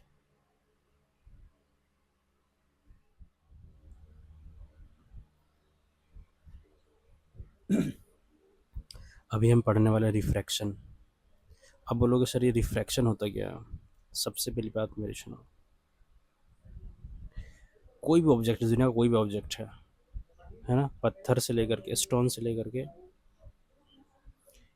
लेकर के कोई भी ऑब्जेक्ट है ना, लिविंग नॉन लिविंग कुछ भी चीज़ है, वो क्या शो करेगा? रिफ्लेक्शन और एब्जॉर्प्शन ऑफ लाइट। लाइट का जब भी किसी ऑब्जेक्ट पे, जब भी कोई भी दुनिया कोई ऑब्जेक्ट है उस पर अगर लाइट पड़ेगा तो कुछ लाइट को क्या एब्जॉर्ब करेगा, जो कि कुछ लाइट को एब्जॉर्ब करेगा, जो कि उसका हीट एनर्जी कन्वर्ट हो जाएगा, थोड़ा सा गर्म हो जाएगा। और दूसरा क्या है? रिफ्लेक्शन, है ना, लाइट उससे रिफ्लेक्ट करेगा, कुछ ज़्यादा रिफ्लेक्ट करेगा, कुछ कम रिफ्लेक्ट करेगा। इसी कारण तो हम चीज़ों को देख पाते हैं, इसी कारण तो हम चीज़ों को देख पाते हैं, ठीक है। क्या मैंने क्या बोला? दुनिया में कोई भी ऑब्जेक्ट है वो क्या करेगा, दो चीज़ को शो करेगा। अगर उस पर लाइट गिरता है तो एक हो एब्जॉर्प्शन ऑफ लाइट, यानी कि लाइट को एब्जॉर्ब थोड़ा बहुत करेगा, और लाइट को रिफ्लेक्ट करेगा, लाइट को रिफ्लेक्ट बैक कर देगा, ठीक है। अब आता है भाई रिफ्रैक्शन। रिफ्रैक्शन क्या होता है? तो रिफ्रैक्शन के लिए स्पेशल कंडीशन होना चाहिए। क्या कंडीशन होना चाहिए? कि लाइट इसके आर पार, लाइट इसके आर पार हो जाना चाहिए। तो उसके लिए उसको हम क्या बोलते हैं? ट्रांसपेरेंट ऑब्जेक्ट बोलते हैं, या फिर ट्रांसलूसेंट, क्या बोलते हैं? ट्रांसलूसेंट, या तो ट्रांसपेरेंट ऑब्जेक्ट होना चाहिए या तो ट्रांसलूसेंट ऑब्जेक्ट होना चाहिए। लाइट इसके पार होगा तभी लाइट बेंड होगा, ठीक है। इसमें क्या था? रिफ्लेक्शन आया, लाइट वापस टकरा के चला गया। दूसरे के एब्जॉर्ब कुछ परसेंट एब्जॉर्ब होकर हीट एनर्जी बदल गया। लेकिन रिफ्रैक्शन क्या है? इसमें लाइट ट्रांसफर पार होना चाहिए, एक मीडियम से दूसरे मीडियम में ट्रांसफर होना चाहिए, ये इसमें कंडीशन है, ठीक है। अब बोलोगे अच्छा, और जो जैसे ओपेक ऑब्जेक्ट है, जैसे मान पत्थर है या कोई स्टील है, उसके उसके अंदर से तो लाइट पार हो सकता नहीं है, तो वहाँ रिफ्लेक्शन नहीं होगा। रिफ्लेक्शन कहाँ कहाँ पे होगा? जैसे कि वाटर, एयर, प्लास्टिक्स, ग्लास, है ना, क्लियर प्लास्टिक्स में होगा, ग्लास में, ऑयल्स में हो सकता है, ठीक है, डायमंड में होगा। अच्छा, डायमंड एक ऐसा सब्सटेंस, ऐसा पदार्थ जिसमें क्या होगा? रिफ्रैक्शन और टोटल इंटरनल रिफ्लेक्शन और एब्जॉर्प्शन सब होता है इसमें डायमंड में, ठीक है। चलो जी, हम लोग आगे बढ़ते हैं। तीनों चीज़ें, तीनों का डिफरेंस आपने जान लिया, ठीक है। देखो, स्पीड ऑफ लाइट वैक्यूम में कितना होता है? 3 लाख किलोमीटर पर सेकेंड होता है। लेकिन जब ये लाइट इंटर करता है दूसरे मीडियम में, ठीक है, जैसे air, water, glass, diamond, clear plastics, oil, तो क्या होता है? इसका स्पीड जो होता है, स्पीड क्या होता है? ऑप्टिकली डेंसर, जो ऑप्टिकली डेंसर ऑब्जेक्ट होते हैं उसमें क्या होता है कि उसका स्पीड कम हो जाता है, तो स्पीड कम हो जाएगा तो जाहिर सी बात है भाई, उसका पाथ, उसका रास्ता भी बदलेगा। जैसे मान लो इतने स्पीड से आ रहा है, तो क्या होगा? अपना रास्ता बदल देगा, ठीक है। तो यही इसमें पढ़ने वाले हैं कि लाइट जब भी लाइट क्या होगा? डेंसर से रेयर मीडियम में जाएगा। जैसे मान लो एयर है और ये मान लो वाटर है, ये डेंस है ना, ये डेंस है। जैसे एयर और वाटर में कौन डेंस होगा? वाटर डेंस होगा। वाटर और ग्लास में कौन डेंस होगा? देखना पड़ेगा, ग्लास आई थिंक डेंस होना चाहिए, ठीक है। तो जब भी लाइट क्या होगा, एक मीडियम से दूसरे मीडियम में ट्रांसफ़र करेगा, इसका स्पीड चेंज होगा, और स्पीड चेंज होने से क्या होगा, हम देखते हैं कि उसका लाइट पाथ में क्या होगा, चेंजेस आएंगे। ठीक है, इसका एग्जांपल कुछ बता दूं मैं आपको, फिर हम लो में जाएंगे। ठीक है, हम जब पेंसिल को देखते हैं किसमें हल्का इमर्ज रहता है ग्लास में या बाल्टी में, तो क्या टेढ़ा दिखाई देता है ना, टेढ़ा दिखाई देता है पेंसिल, है ना। अगर हम स्ट्रो का देखेंगे किसी ग्लास में डला हुआ, तो क्या लगता है कि ब्रोकन, वो स्ट्रो टूट गया है। ठीक है, इसका और कुछ हो सकता है, जैसे लाइट में, आसमान में क्या चमक रहा है, आसमान में तारे ट्विंकल्स कर रहे हैं, ये हम देख सकते हैं। ठीक है, ये भी रिफ्रैक्शन का एक तरीका है। कोइन इन द टब, जब आप कोइन को देखोगे तो लगेगा कि कोइन टब के अंदर गिरा हुआ है, वो लगेगा ऊपर उठा हुआ है, और जहाँ अगर आप कोइन को निकालोगे तो उस जगह से थोड़ा साइड में रहता है। This are due to reflection, ये किसके कारण होते हैं, रिफ्लेक्शन ऑफ लाइट के कारण होते हैं। अच्छा, अब आगे हम लोग देखते हैं क्या है। Reflection is the bending of light wave, bending of light wave, मान लो ये आ रहा है, लाइट वेव बेंड हो गया, इधर बेंड हो गया, इधर कुछ बेंड हो गया, when it passes obliquely at angle from an optical medium to another with different optically density। ठीक है, ऑप्टिकली मीडियम से, एक मीडियम से दूसरे मीडियम में जाएगा, अगर अगर वो अधिक डेंसर हुआ तभी होगा। मतलब जो दोनों का मीडियम होगा ना, मान लो तो एयर है और ये वाटर है, इसका ऑप्टिकल डेंसर मान लो ये एक है, ये एक है, तो लाइट बेंड नहीं होगा। दोनों डिफरेंस होना चाहिए, डिफरेंस होगा तो लाइट बेंड होगा। ठीक है, medium changes, optically denser changes, medium change होना चाहिए सबसे पहले रीजन, सबसे पहले रीजन मीडियम चेंज होना चाहिए, दूसरे क्या होना चाहिए, ऑप्टिकली डेंसिटी चेंज होना चाहिए। डेंसिटी चेंज नहीं होगा, चाहे अलग अलग क्यों ना रहे, अगर एयर और वाटर है दोनों अलग अलग क्यों ना, अगर ऑप्टिकली डेंसर अगर नहीं होगा, मतलब ऑप्टिकली डेंसर सेम सेम होगा तो रिफ्लेक्शन नहीं दिख शो करेगा, दोनों कंडीशन होना चाहिए। अच्छा, ऑप्टिकली डेंसर अगर होगा तो लाइट का स्पीड ऑब्वियसली बात घट जाएगा, डेंस बहुत ज़्यादा डेंस होगा, बहुत ज़्यादा डेंस होगा, बहुत ज़्यादा डेंस होगा, तो क्या लाइट का स्पीड कम हो जाएगा। और ऑप्टिकल डेंस अगर कम होगा, डेंस बहुत कम होगा, दूर दूर होगा, ठीक है, तो क्या होगा, लाइट का स्पीड बढ़ जाएगा। ठीक है, अच्छा, अब आगे देखते हैं हम लोग। Sudden change in speed at boundary physical forces, sudden change in speed at boundary physically forces to the light ray to bend. ठीक है, जब लाइट रे स्पीड से आ रहा है, सडन क्या हो रहा है, सडन क्या हो रहा है, ट्रांस मीडियम चेंज हो जा रहा है, सडन ऑप्टिक डेंसर हो जा रहा है, तो क्या हो जा रहा है, बाउंड्री पे, ये बाउंड्री है ना, ये मान लो एयर है, ये वाटर, इस बाउंड्री पे क्या हो जाएगा, सडन चेंज होता है कि अपना रास्ता बदल जाएगा।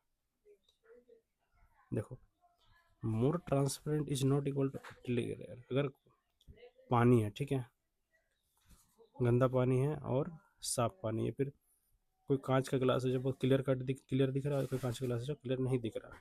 ठीक है, तो ज़रूरी नहीं है कि अगर बहुत क्लियर दिख रहा है तो वो ऑप्टिकली रेयरर होगा। ऑप्टिकली रेयरर मतलब कि वो डेंस कम होगा, तो क्या होगा, स्पीड ऑफ लाइट बढ़ जाएगा, ऐसे नहीं है। ट्रांसपेरेंट इसका बहुत ज़्यादा लेना देना नहीं है। ठीक है, उसके मतलब ऑप्टिकली रेयर से ज़्यादा लेना देना नहीं है। ठीक है, optically denser means medium of atom do not interfere light wave. Optic denser means मतलब जो ऑप्टिकल डेंसर मीन्स क्या होता है, medium of light do not interfere light wave. ठीक है,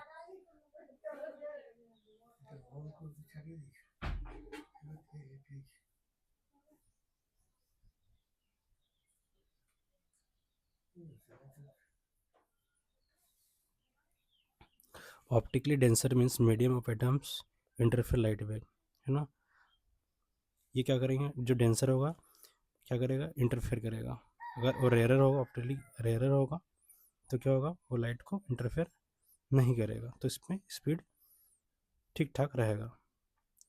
transparent means how much light can pass, absorb और block. ठीक है, अच्छा, ऑप्टिकली डेंसर रहे, ऑप्टिकली डेंसर रहे और रेयरर रहे, लाइट तो बेंड होगा।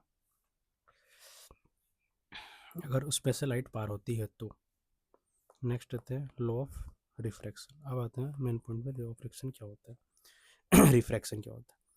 Incident ray, refracted ray and normal at the point of incident lie in the same plane. ठीक है,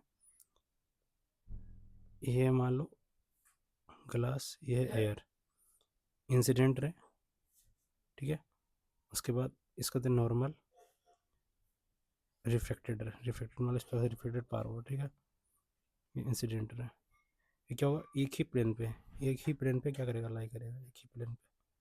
चलो, the ratio of sine of angle of incidence to the ratio of angle of reflection is constant. ठीक है, ratio of sine of angle of incidence equal to ratio of sine of angle of reflection equal to mu. इसको हम लोग बोल सकते हैं refractive index. क्या हो सकते हैं, रिफ्रैक्टिव इंडेक्स। क्या हो सकते हैं, रिफ्रैक्टिव इंडेक्स। ठीक है, इस कांस्टेंट को क्या हो सकता है, इस कांस्टेंट को रिफ्रैक्टिव इंडेक्स बोलेंगे, और इस लॉ को हम लोग बोलेंगे स्नेल्स लॉ। क्या बोलेंगे, स्नेल्स लॉ। इसको बोलेंगे स्नेल्स लॉ, स्नेल्स लॉ बोलेंगे इस लॉ को। और दूसरा क्या बोलेंगे, इस कांस्टेंट को क्या बोलेंगे, इस कांस्टेंट को बोलेंगे रिफ्रैक्टिव इंडेक्स। ठीक है, और इनमें से एक अगर हम एयर के साथ कंपेयर करा दें तो उसको बोलेंगे एब्सोल्यूट रिफ्रैक्टिव इंडेक्स। ठीक है, जब हम एयर के साथ कराएंगे कंपेरिजन तो इसी रिफ्रैक्टिव से क्या बोलेंगे, एक ऑब्जेक्ट, एक एयर होना चाहिए, दूसरा कुछ भी होना चाहिए, ग्लास हो कुछ भी हो, तो उसको हम क्या बोलेंगे, एब्सोल्यूट रिफ्रैक्टिव इंडेक्स। देखो, एयर है एयर है ऑप्टिकली रेयर मीडियम है, glass glass optically denser medium है। ठीक है, तो अब क्या होगा, लाइट स्पीड से आ रहा है। अब क्या होगा, लाइट को क्या करेगा, डेंसर मीडियम तो लाइट को क्या करेगा, बेंड करेगा, अब बेंड करेगा स्लो भी कर देगा। तो क्या होगा, लाइट को इस तरह से, इस तरीके से जाना था, लेकिन लाइट इस तरीके से नहीं जाएगा, नॉर्मल के क्लोज होते हुए कहाँ से जाएगा, नॉर्मल से क्लोज होते हुए जाएगा। अब क्या हुआ, ये डेंसर मीडियम है, optically denser medium, optically rare medium है। अब लाइट को इस पाथ से जाना था, क्योंकि ये लाइट की स्पीड वापस से बढ़ जाएगा, तो क्या होगा, नॉर्मल से वो दूर चला जाएगा। समझ गए, यानी कि ऑप्टिकली डेंसर से ऑप्टिकली रेयर मीडियम जाएगा, तो जो एंगल ऑफ, जो रिफ्रैक्शन होगा वो क्या होगा, नॉर्मल से दूर जाएगा, और ऑप्टिकली रेयर से डेंसर की ओर जाएगा, तो नॉर्मल के क्लोज आएगा। ठीक है, देख लो डायग्राम में, रेयर टू डेंसर मीडियम जाएगा तो light bends towards normal, denser to rare light bends to away from normal, दूर जाएगा। when light get when light gets, अच्छा,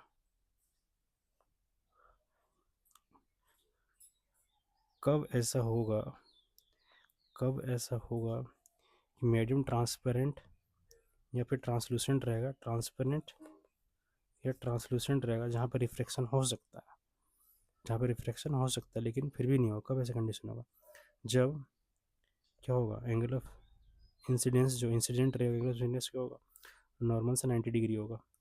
जब सीधा मान लो किसी ऊपर से आप, ऊपर से किसी कांच में टॉर्च मारोगे तो क्या होगा, एकदम सीधा 90 डिग्री नॉर्मल मारोगे तो लाइट डायरेक्ट डायरेक्ट पर बेंड नहीं होगा, डायरेक्ट पार हो जाएगा। ठीक है, कब होगा, जब एंगल ऑफ इंसिडेंट क्या, 0 डिग्री, किसके अकॉर्डिंग, नॉर्मल से, नॉर्मल से अगर 0 डिग्री में रहेगा तो क्या होगा, लाइट डायरेक्ट पार हो जाएगा, कोई बेंड बेंड नहीं होगा। दूसरा क्या होगा, both medium same optical density, अगर ऑप्टिकल डेंसिटी दोनों का सेम हो, जैसे एयर है और वाटर, तो इसका ऑप्टिकल डेंसिटी 1 है और वाटर का भी 1 है मान लो, तो क्या होगा, यहाँ पर रिफ्लेक्शन शो नहीं करेगा, दो कंडीशन में शो नहीं करेगा। अच्छा, कुछ पॉइंट्स देख लो, when light passes from rare to denser medium its wavelength decreases, है ना, कुछ मतलब क्वेश्चन पूछेगा कि जब लाइट रे पास होता है रेयर टू डेंसर मीडियम में तो उसका वेवलेंथ क्या होता है, इसका वेवलेंथ डिक्रीज हो जाता है। नेक्स्ट है, when light passes from denser medium to rare medium its wavelength increases, क्या होता है, इसका वेवलेंथ इंक्रीज हो जाता है। ठीक है, इतना तो समझ में आ गया, है ना, रेयर से डेंसर में जाएगा तो वेवलेंथ क्या होगा, डिक्रीज हो जाएगा, लेमडा, है ना, और डेंसर से रेयर में जाएंगे क्या, जो हमारा वेवलेंथ है क्या हुआ, इंक्रीज हो जाएगा। अच्छा, तो हम वेवलेंथ इंक्रीज इंक्रीज और डिक्रीज हो रहा है, यानी कि वेवलेंथ चेंज हो रहा है। फ्रीक्वेंसी में कोई चेंज नहीं होता, स्पीड में चेंज हो जाता है, बताया था ना मैंने पहले। जब भी रिफ्रैक्शन होगा स्पीड में चेंजेस होगा। दूसरा क्या होगा, लैम्डा यानी कि वेवलेंथ चेंज होगा, लेकिन उसके फ्रीक्वेंसी में कोई भी चेंजेस नहीं होगा। अच्छा, refractive index, absolute refractive index, थोड़ा देर पहले बताया था कि जो रिफ्रैक्टिव इंडेक्स में 1 मिनट में अगर वैक्यूम ले लोगे, 1 मिनट का अगर वैक्यूम ले लोगे तो क्या बन जाएगा वो, एब्सोल्यूट रिफ्रैक्टिव इंडेक्स। इसी को मानते हुए हम रिफ्रैक्टिव इंडेक्स का सारा कंपेरिजन निकालते हैं। ठीक है, refractive index of some medium, देखो एयर का 1 है, आइस का 1.3, वाटर का 1.33, ठीक है, याद रखना 1.3, एयर का 1, ठीक है। अल्कोहल का भी उसी आसपास है, क्वार्ट्ज का पूछा जाता है, ठीक है। अल्कोहल, आइस, वाटर तीनों का लगभग से 1.3 इस प्रकार से देख लो, ठीक है। डायमंड का सबसे ज़्यादा, सबसे डायमंड का रिफ्रैक्टिव इंडेक्स क्या होता है, सबसे ज़्यादा होता है, और सबसे कम एयर का होता है, सबसे कम एयर का होता है, ठीक है, ये चीज़ याद रखना। सॉल्ट का पूछ सकता है 1.5, ठीक है। वाटर का 1.3, एयर का 1, डायमंड का 2.42, सॉल्ट का 1.5, याद रखो। आगे बढ़ते हैं, अभी हम पढ़ने वाले refraction bye spherical mirror, sorry spherical lenses. हम लेंसेस के बारे पढ़ने वाले हैं कि लेंस में रिफ्रैक्शन, जो लाइट का रिफ्रैक्शन किस प्रकार से होता है, ठीक है। बेसिकली ये हम ईयर टू लेंस में लिखेंगे ना, ईयर से लेंस में किस प्रकार से ये रिफ्रैक्शन होता है, ये हम देखने वाले हैं, ठीक है। लेंस दो प्रकार के होते हैं, एक हो गया कॉन्वेक्स लेंस, ठीक है, जो कि इस प्रकार से उभरी हुई रहेगी, ठीक है, और एक है कॉनकेव लेंस, जो कि अंदर की ओर मुड़ी हुई रहेगी, ठीक है। सेम मिरर के जैसे उसके बीच, जैसे उसका एक सेंटर था ना हमारा, सेंटर ऑफ कर्वेचर, वैसे पे सेंटर है हमारा एक क्या है, ऑप्टिकल सेंटर, ये हमारा ऑप्टिकल ऑप्टिकल सेंटर है, ठीक है। अच्छा, ऑप्टिकल सेंटर से दूरी जो होगा हम उसको बोलते हैं फोकल लेंथ, ठीक है। प्रिंसिपल फोकस, इसको बोलेंगे प्रिंसिपल फोकस, यहाँ से लेके यहाँ तक प्रिंसिपल फोकस बोलेंगे। इसके कितने प्रिंसिपल फोकस हो गए, एक प्रिंसिपल फोकस, दो principal focus, lenses two principal focus. Optical centre से F1 तक का दूरी को बोलेंगे प्रिंसिपल फोकस, या ऑप्टिकल सेंटर से F2 तक का दूरी को बोलेंगे प्रिंसिपल फोकस। तो एक फोकस हो गया, यह फोकस हो गया। तो लेंस में कितने प्रिंसिपल फोकस होते हैं, दो प्रिंसिपल फोकस होते हैं। उसको उतने ही सेम दूरी को 2F1 बोलेंगे, 2F2 बोलेंगे, ऐसे बढ़ता जाएगा। नेक्स्ट देखो, कॉन्वेक्स लेंस में क्या होता है कि जब पैरेलल बीम ऑफ लाइट्स जब आएंगे, पैरेलल बीम ऑफ लाइट जब आएंगे, ठीक है, तो वो क्या होगा, लेंस में जाने के बाद, लेंस से टकराने के बाद क्या हो जाएगा, वो फोकस में इकट्ठा होगा, फोकस में इकट्ठा होगा, ठीक है। यहाँ पे इमेज, सॉरी यहाँ पे इकट्ठा होगा, ठीक है। इमेज यहाँ पे फॉर्मेशन कहाँ पे होगा, यहाँ पे इमेज फॉर्मेशन होगा। उसी प्रकार कॉनकेव लेंस में क्या होगा कि पैरेलल लाइट आएगा, ऐसे पैरेलल पैरेलल तो क्या होता है, सीधा समांतर, जो कभी मिलेगा नहीं, है ना। ऐसे पैरेलल लाइट आएगा और लेंस में, कॉनकेव लेंस में टकराने के बाद ये फैल जाएगा, क्या होगा, फैल जाएगा, बाहर चला जाएगा, ठीक है। लेकिन ऐसे ऐसे प्रतीत होगा, ऐसे ऐसा लगेगा जैसे, अगर हम लाइन को ड्रॉ करेंगे ऐसा लगेगा जैसे कि फोकस में मीट कर रहा है, लेकिन ये कभी मीट किया ही नहीं, ये निकल गया बाहर। तो यानी कि ये रियल इमेज बनाया और ये वर्चुअल इमेज बनाया, सिंपल सी बात है। अच्छा, क्योंकि यहाँ पर लाइट मर्ज हो रहा है एक जगह, तो हम लोग कॉन्वर्जिंग लेंस बोलेंगे, क्योंकि लाइट यहाँ पे फैल जा रहा है, मिल नहीं रहा है, दूर चला जा रहा है। तो कॉनकेव लेंस को डाइवर्जिंग लेंस बोलेंगे और कॉन्वेक्स लेंस को कन्वर्जिंग लेंस बोलेंगे। किसको कन्वर्ज कर, लाइट को कन्वर्ज कर, किसको डाइवर्ज कर रहा, लाइट को डाइवर्ज कर रहा। Image formation by these lenses. फिर वही 6 कंडीशन देखेंगे। 6 कंडीशन कौन बना रहा है हमारा, यहाँ पे बनाएगा 6 कंडीशन कॉन्वेक्स लेंस। कौन बनाएगा, कॉन्वेक्स लेंस। 6 कंडीशन क्या बनाएगा, पहले इन्फिनिटी में रख के देखेंगे, फिर 2F1, फिर 2F2, और फिर 2F2 को फिर F2F1 और F1, 2f1 के बीच रख के देखेंगे, के पास रखेंगे, फिर 2f1 एंड f1 के बीच रख कर देखेंगे, फिर f1 पर, फिर f1 ऑप्टिकल सेंटर पर रख कर देखेंगे। 6 कंडीशन, 1 2 3 4 5 6, 6 कंडीशन रख करेंगे। यानी कि इसमें ये समझ में आता है कि कॉन्वेक्स लेंस में 6 अलग अलग जगह अगर हम ऑब्जेक्ट को रखेंगे तो उसका इमेज भी अलग अलग तरीके से बनेगा। इन्फिनिटी में रखेंगे तो फोकस बनेगा, यानी कि वही सिंपल, वही वाली बात हुई है जो कॉनकेव मिरर में हम कर रहे थे कि इन्फिनिटी में रखेंगे तो फोकस में बनेगा और बहुत छोटा बनेगा, वैसे ही इसमें भी बनेगा, लेकिन ये कॉन्वेक्स लेंस में हो रहा है ना। कॉन्वेक्स लेंस में क्या हो रहा है कि इन्फिनिटी में रखेंगे, पहले इन्फिनिटी से स्टार्ट करेंगे, दूर से स्टार्ट करेंगे, पास लाते जाएंगे, लेंस के पास लाते जाएंगे ना। लेंस दूर से स्टार्ट करेंगे, फिर पास लाते जाएंगे, इमेज में क्या चेंजेस हो रहा है। इन्फिनिटी में रखिए, फोकस में बना, छोटा बनेगा, रियल इन्वर्टेड बनेगा। फिर 2f में रखें, 2f1 में रखेंगे, 2f1 में रखेंगे, कहाँ बनेगा, 2f2, 2f 2f2 और 2f1 के बीच बनेगा, छोटा बनेगा। अब देखो साइज बड़ा हो रहा है ना, इमेज का साइज बड़ा हो रहा है, बड़ा हो रहा है, देखो इमेज का साइज बड़ा होते जा रहा है। फिर 2f2 में रखेंगे, 2f2 में बनेगा, है ना, 2f2 में रखेंगे, 2f2 में बनेगा। फिर f1 और 2f2 f1 के बीच रखेंगे, क्या बनेगा, 2f2 के बियॉन्ड बनेगा, 2f2 के बियॉन्ड बनेगा, ठीक है, एनलार्ज बनेगा, ठीक है, एनलार्ज, ठीक है। उसके बाद क्या होगा, एनलार्ज बनेगा। उसका एट फोकस, जैसे हम फोकस में रखेंगे, अब फोकस में क्या होगा, एक्सट्रीमली लार्ज बने, इन्फिनिटी लार्ज, इन्फिनिटी लार्ज। उसी प्रकार से जिस प्रकार से हम लोग का कॉनकेव मिरर बनता था, जब फोकस में रखते थे क्या बनता था, इन्फिनिटी लार्ज बनता था ना, ठीक है। और उसके बाद क्या होगा, फोकस और ऑप्टिकल सेंटर के बीच रखेंगे तो हमारा क्या हो जाएगा, लेंस का सेम साइड में ही क्या होगा, इस तरफ इमेज बनाएगा। यानी कि कहीं ना कहीं अगर इमेज इस तरफ बनाएगा, यानी कि लाइट रियल में मीट नहीं कर रहा, ये इमेजिनरी तरीके से लिफ्ट कर रहा है, यानी कि वर्चुअल क्या बनेगा, वर्चुअल इमेज बनेगा, क्या बनेगा, वर्चुअल इमेज बनेगा, ठीक है। तो कॉनकेव मिरर में कंडीशन था जहाँ पर एफ और पोल के बीच, फोकस और पोल के बीच रखेंगे तो वर्चुअल डायरेक्ट इमेज बनता था। उसी प्रकार कॉन्वेक्स लेंस में क्या है, एक कंडीशन है जहाँ पर सारा कंडीशन में इन्फिनिटी से लेकर के फोकस तक क्या होगा, हमारा रियल इमेज बनेगा। लेकिन जैसे ही फोकस और ऑप्टिकल सेंटर भी चलाएंगे उसका इमेज क्या होगा, एनलार्ज तो होगा ही होगा और साथ साथ वर्चुअल डायरेक्ट भी होगा। अगर बोला जाए इसमें सबसे बड़ा इमेज कहाँ बनेगा, जैसे फोकस में रखेंगे तो सबसे बड़ा इमेज बनेगा। बड़ा इमेज कहाँ बनेगा, फोकस और ऑप्टिकल सेंटर के बीच में रखेंगे तो बड़ा इमेज बनेगा। सबसे छोटा इमेज कहाँ बनेगा, इन्फिनिटी में रखेंगे तो सबसे छोटा इमेज बनेगा। खत्म, रूल देख लो, है ना। पैरेलल आ रहा है, कहाँ से, फोकस से पार करेगा, पैरेलल आ रहा है, फोकस इस तरफ से लाइट आ रहा है, इस तरफ से लाइट आ रहा है, ये कांच रखा हुआ है, ये लेंस रखा हुआ है, इस तरफ से लाइट है, फोकस 2 से पार हो गया, ठीक है।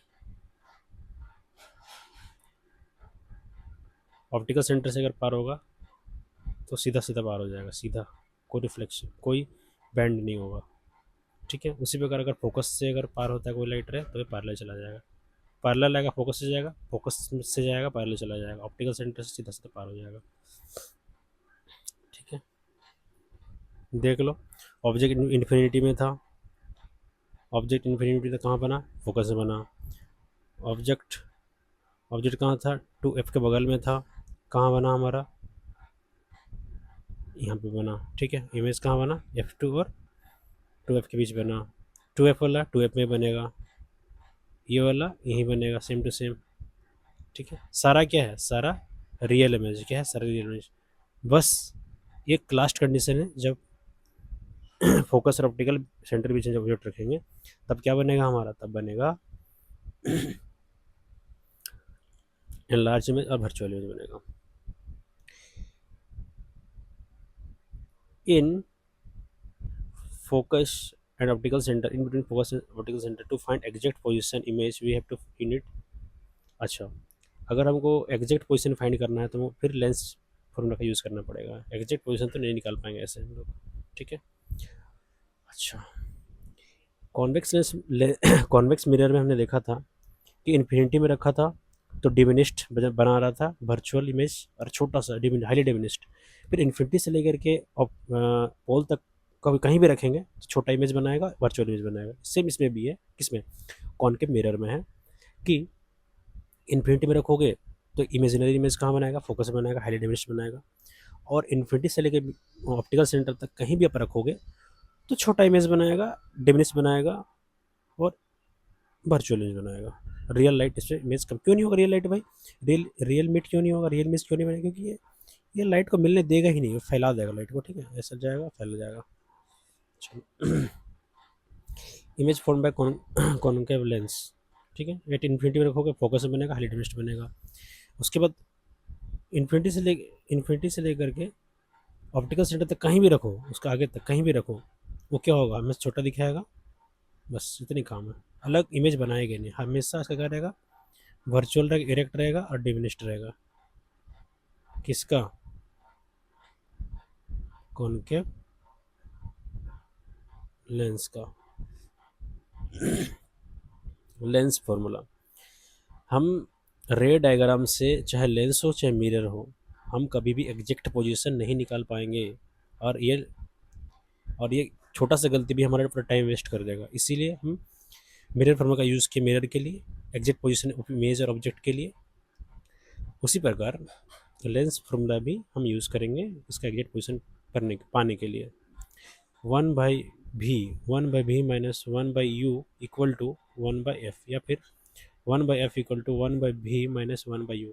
इसका देखेंगे मैग्नीफिकेशन में इसमें माइनस नहीं लगेगा, माइनस इसमें नहीं लगेगा, ठीक है, इसमें माइनस भी बाई यू था ना, ये नहीं लगने वाला है इसमें, किसमें, लेंस में माइनस भी बाई यू नहीं लगने वाला है, ठीक है। सेम टू सेम वही है, height of the image by height of the object, image distance by object distance पे से माइनस नहीं लगेगा। उसमें क्या था, मिरर में था माइनस, इसमें माइनस नहीं था। लेंस में क्या है, वहाँ पे प्लस था, यहाँ पे माइनस है, बस अपोजिट सोच लो।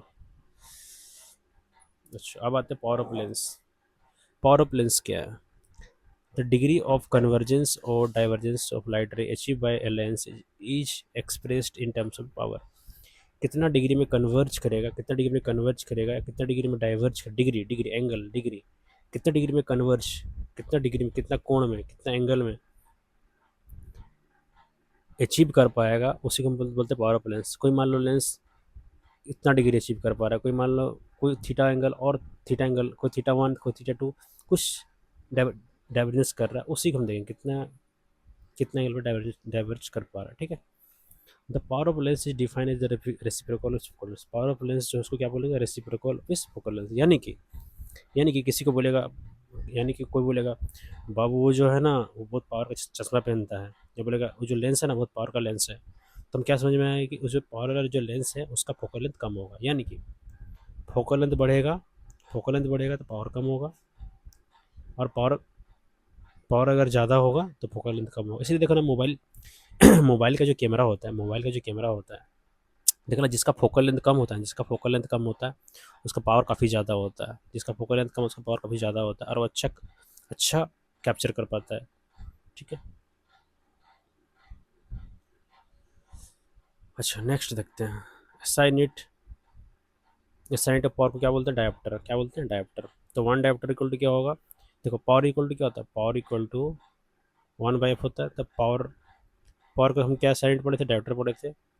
1 तो 1 है, फोकल लेंथ को क्या है, लेंथ को मीटर में नापते हैं, तो 1 डायोप्टर इक्वल टू कितना हो जाएगा, 1 मीटर,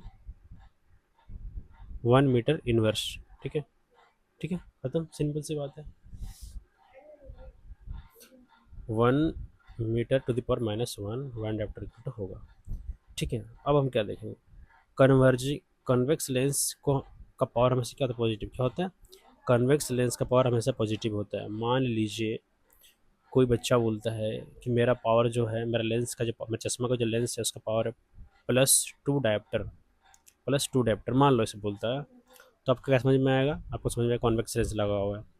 मान लीजिए कोई बच्चा बोलता है कि नहीं मेरे पास जो लेंस है वो -2 डायोप्टर है, तब क्या समझ में आएगा, आपको समझ में आएगा कि वो कॉनकेव लेंस है। कॉनकेव लेंस क्या होगा, नेगेटिव में होगा, कॉन्वेक्स लेंस नेगेटिव में होगा, नेगेटिव डायोप्टर में होगा, और कॉन्वेक्स लेंस के पॉजिटिव डायोप्टर में होगा, सिंपल सी बात है। Combination of lens are use to increase the magnification surface of image. हम जो कॉम्बिनेशन क्यों करते हैं लेंस का कॉम्बिनेशन, मान लो ये 2 लेंस लगा दिए, या फिर ये 2 लेंस लगा दिए, ठीक है, अब लेंस का कॉम्बिनेशन क्यों करते हैं? लेंस का कॉम्बिनेशन इसलिए करते हैं क्योंकि हमें क्या चाहिए, शार्प इमेज, ज़्यादा शार्प चाहिए, और या फिर इमेज को बड़ा करके देखना है, इसीलिए हम इसका यूज़ करते हैं। तो उसको ऐड कैसे करेंगे? सिंपल अर्थमेटिक यूज़ होगा। लेंस 1 का पावर, लेंस 2 का पावर, लेंस 3 का पावर, डायरेक्ट ऐड कर दो, कोई इसमें झंझट वाली बात नहीं है।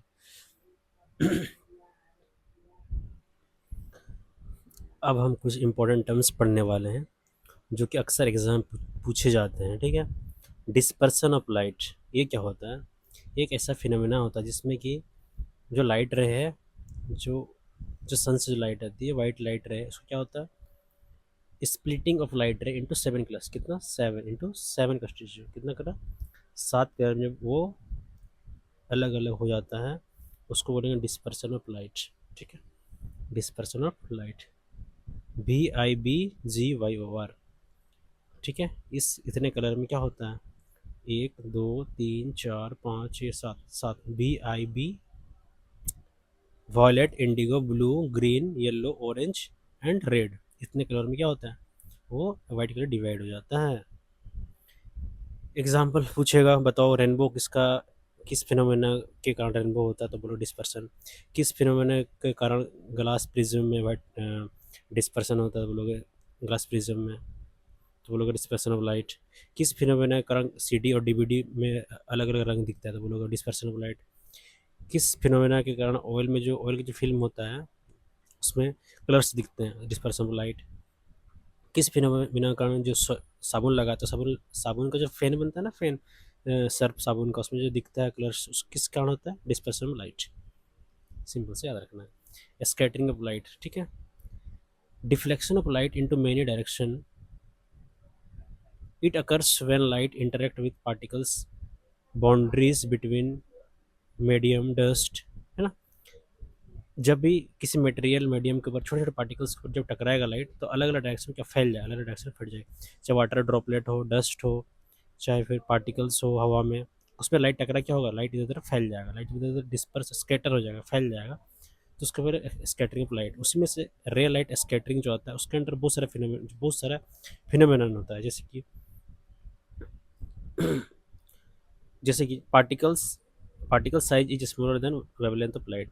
मतलब जब वेवलेंथ ऑफ लाइट है उससे अगर छोटा पार्टिकल्स होगा, तो उस लाइट को क्या करेगा, स्कैटर, फैला देगा, लाइट को फैला देगा। लाइट का वेवलेंस से अगर लाइट के वेवलेंस से अगर पार्टिकल साइज छोटा है, तो क्या हो जाएगा, वो लाइट का स्कैटर कर देगा। तो उसमें कौन कौन सा चीज़ देखने को मिलता है, बोलेगा ब्लू, स्काई ब्लू क्यों दिखता है, समंदर ब्लू क्यों दिखता है ना। सनसेट, सूर्योदय के समय आकाश लाल क्यों दिखता है, सूर्यास्त के समय आकाश लाल क्यों दिखता है, तो बोलोगे स्कैटरिंग ऑफ लाइट, किसके कारण, स्कैटरिंग ऑफ लाइट। फिर से ब्लू स्काई, ब्लू ओशियन, है ना, नीला आसमान क्यों है, ये आसमान नीला क्यों है, ये समंदर नीला क्यों है ना, ये आसमान लाल क्यों दिखाई देता है सूर्योदय के समय, आसमान लाल क्यों दिखता है सूर्यास्त के समय, ठीक है। अच्छा, इंसान का जो ब्लू कलर होता है ना, ब्लू आइज, हिप्नोटाइज जो बोलता है, तो ब्लू आइज का कारण क्या है, उसका भी है, क्या है बोलते हैं, रे लाइट स्कैटरिंग, ठीक है। वाइट क्लाउड का वाइट होना, है ना, बादल का सफ़ेद होना, फॉग का सफ़ेद होना, मिस्ट का सफ़ेद होना, टेंडल इफेक्ट, ये सब किसके अंडर में आ जाता है, स्कैटरिंग ऑफ लाइट के अंडर आ जाता है। वो सिंपल सी बात है, ठीक है। आगे देखते हैं, समझ में आ रहा है? देखो वो समझ में आए ना आए, मेरा मेरी बातें जरूर समझ में आएंगी। Visible light is measure in nanometre, किस में नापते हैं, विजिबल लाइट को नैनोमीटर में नापते हैं। 1 नैनोमीटर इक्वल टू कितना होता है, 10⁻⁹ मीटर होता है, ठीक है। Nanometre -9 metre. विजुअल लाइट किस में नापते हैं, नैनोमीटर, किस में नापते हैं, नैनोमीटर में, याद रखियो। स्पीड क्या है इसका, 3 लाख मीटर पर सेकेंड। इसका वेवलेंथ क्या है, 400 नैनोमीटर से लेकर के 700 या 750 नैनोमीटर तक ले, ठीक है, याद रखना है। देखो, अच्छा, ये जो मैंने कहा, जो लाइट का जो वेवलेंथ है 400 से लेकर 700 तक, मैंने क्यों कहा, इसीलिए कहा क्योंकि जो वाइट लाइट, जो लाइट रोशनी है, उसका जो वेवलेंथ है वो अलग अलग रंग पे अलग अलग, जैसे कि रेड लाइट है, रेड लाइट का क्या होता है, वेवलेंथ सबसे सबसे क्या होता है, सबसे ज़्यादा होता है, क्या होता है, सबसे ज़्यादा, रेड लाइट का सबसे ज़्यादा वेवलेंथ होता है।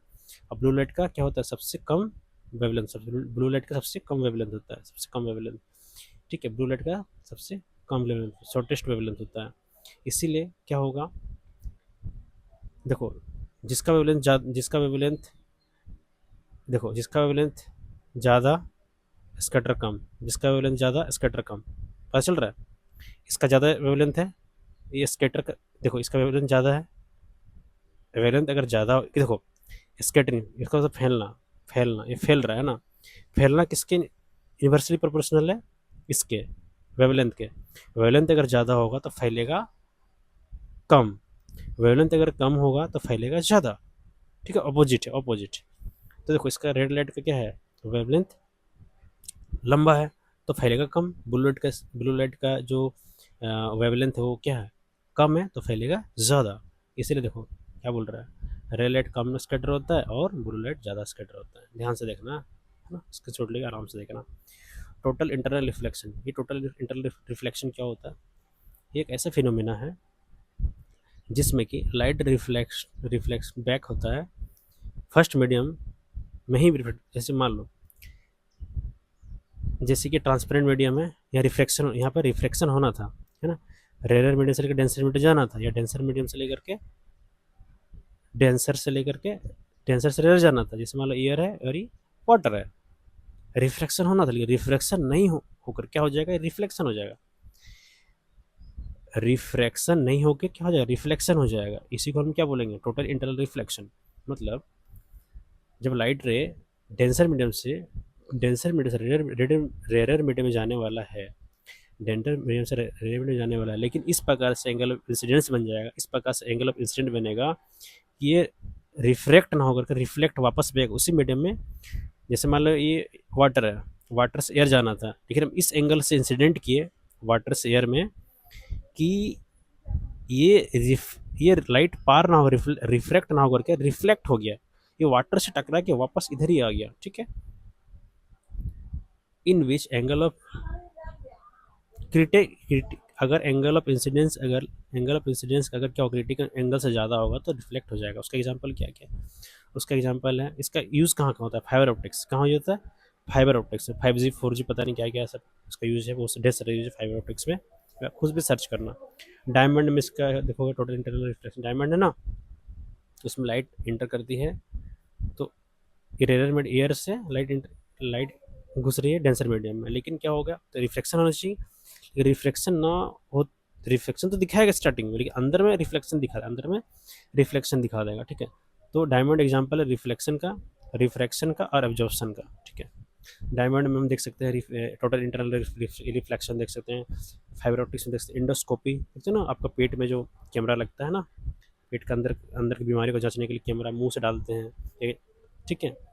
तो इंडोस्कोपी जो होता है उसमें भी कैमरा जो लगा होता है, कैमरा और जो भी इसका फिर जो भी इसका मैकेनिज्म होता है वो क्या होता है, टोटल इंटरनल रिफ्लेक्शन मैकेनिज्म लगा रहता है, ठीक है। मिराज जो है, मिराज देखो कैसे होता है, देखो ये डेंसर मीडियम में मान लो वाटर है, ये एयर है, यहाँ जाना था, रिफ्लेक्शन होना था, लेकिन देखो ये गया,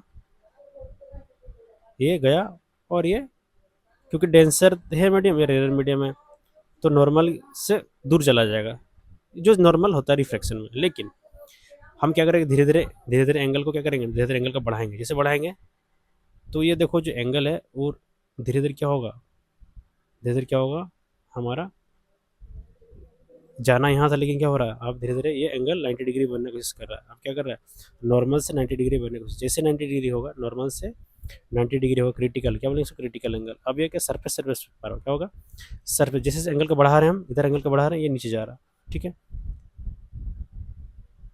जैसे जैसे एंगल को बढ़ा रहे हैं क्या हो रहा है, ये नीचे जा रहा है, ठीक है। एक समय ऐसा आएगा कि एंगल झुक करके इधर ही चला जाएगा। देखो पहले क्या था, एयर में जा रहा था, पहले एयर में जा रहा था, फिर एयर से एकदम बिल्कुल पानी के नज़दीक नज़दीक गया, फिर और थोड़ा एंगल हम बढ़ाए, एंगल ऑफ इंसिडेंस का और थोड़ा बढ़ाए, जैसे ही बढ़ाए, जैसे एंगल इंसिडेंस का और बढ़ाए, क्या हो गया, क्रिटिकल एंगल जो है, क्रिटिकल एंगल ये पानी का सतह बिल्कुल, पानी का सतह बिल्कुल पार, इधर हवा तरफ गया ही नहीं, पानी से सट के पार हुआ। फिर जैसे और थोड़ा सा एंगल को बढ़ा देंगे तो क्या होगा, ये ना इस तरफ जाते ना इस तरफ ना इस तरफ, सीधा आप वाटर में ही ये रिटर्न आ जाएगा, वाटर में रिटर्न आ जाएगा, तो ये रिफ्लेक्शन हुआ ना, रिफ्लेक्शन तो हुआ नहीं। रिफ्लेक्शन कब होता है? जब दूसरे मीडियम में जाता है, दूसरे मीडियम में गया ही नहीं। इसलिए जब जब एंगल ऑफ इंसिडेंस इस प्रकार से हो कि जो रिफ्रैक्शन एंगल है वो 90 डिग्री, उसको बोलेंगे क्रिटिकल एंगल। समझे बात? ये एंगल ऑफ इंसिडेंस है। एंगल ऑफ इंसिडेंस क्या होगा? और एंगल ऑफ रिफ्रैक्शन जो है ये हमारा क्या होगा? एंगल ऑफ रिफ्रैक्शन अगर 90 डिग्री नहीं है तो ये क्रिटिकल एंगल नहीं है। जैसे 90 डिग्री हो जाएगा तो क्रिटिकल एंगल हो जाएगा। ठीक है। और क्रिटिकल एंगल से भी जब ज़्यादा हो जाए क्या, जब क्रिटिकल एंगल से भी ज़्यादा हो जाएगा तो बोलेंगे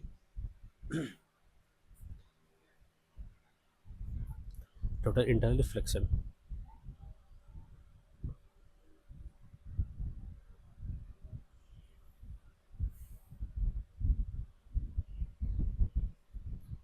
आगे देखो,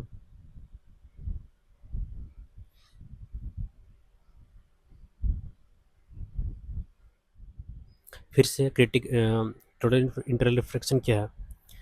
टोटल इंटरनल रिफ्लेक्शन ये है जब डेंसर मीडियम से रेडियल मीडियम जो लाइट रे जाएगा, ये लाइट रे रेडियल मीडियम में ना जा करके वापस डेंसर मीडियम में रिफ्लेक्ट बैक कर जाएगा। कब करेगा? जब एंगल इस प्रकार से हम करेंगे कि क्रिटिकल एंगल से भी वो ज़्यादा एंगल ऑफ रिफ्लेक्शन हो जाए। कैसे होगा? क्रिटिकल एंगल क्या है? एंगल ऑफ इंसिडेंस इस प्रकार से करेंगे कि जो हमारा एंगल ऑफ रिफ्लेक्शन जो होगा वो 90 डिग्री होगा। क्या होगा? 90 डिग्री। वो हमारा क्रिटिकल एंगल हो गया। और उस एंगल से अगर ज़्यादा हम लोग का एंगल ऑफ रिफ्लेक्शन हो जाएगा तो हमारा टोटल इंटरनल रिफ्लेक्शन हो जाएगा। डायग्राम में देख सकते हैं। ठीक है। Refraction of light. Reflection of light क्या है? ट्विंकलिंग ऑफ लाइट है इसका एग्जांपल। अर्ली सनराइज है ना, जल्दी सनराइज होता है या डिले सनराइज होता है। ठीक है। देखो दो चीज़ है ना। एक हमने क्या देखा था कि सूरज डूबते समय लाल क्यों दिखता है। ठीक है। ये फिनोमेना किस में देखे थे हम लोग? ये फिनोमेना देखे थे स्कैटरिंग ऑफ लाइट में। ठीक है। इसमें हम क्या देख रहे हैं?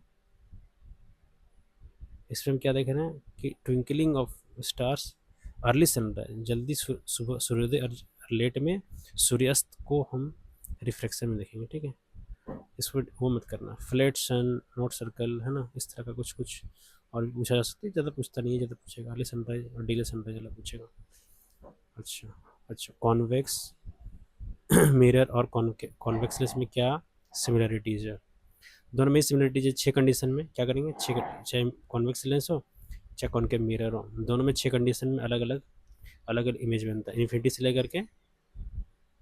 लेकर के हाँ फोकस और पोल के बीच, इन्फिनिटी से लेकर के फोकस और ऑप्टिकल सेंटर के बीच में क्या होता है? 6 अलग अलग कंडीशन में अलग अलग इमेज बनता है। ये रियल भी इमेज बनाएगा, वर्चुअल बनाएगा। ठीक है। रियल और वर्चुअल दोनों इमेज बनाता है। ठीक है। अच्छा, 5 के 5 कंडीशन में रियल इमेज बनाएगा और एक कंडीशन में वर्चुअल इमेज बनाएगा। दोनों का सेम कंडीशन है। ठीक है। और दोनों का क्या होगा? दोनों का पॉजिटिव फोकल लेंथ होगा। और दोनों क्या है? दोनों कन्वर्जिंग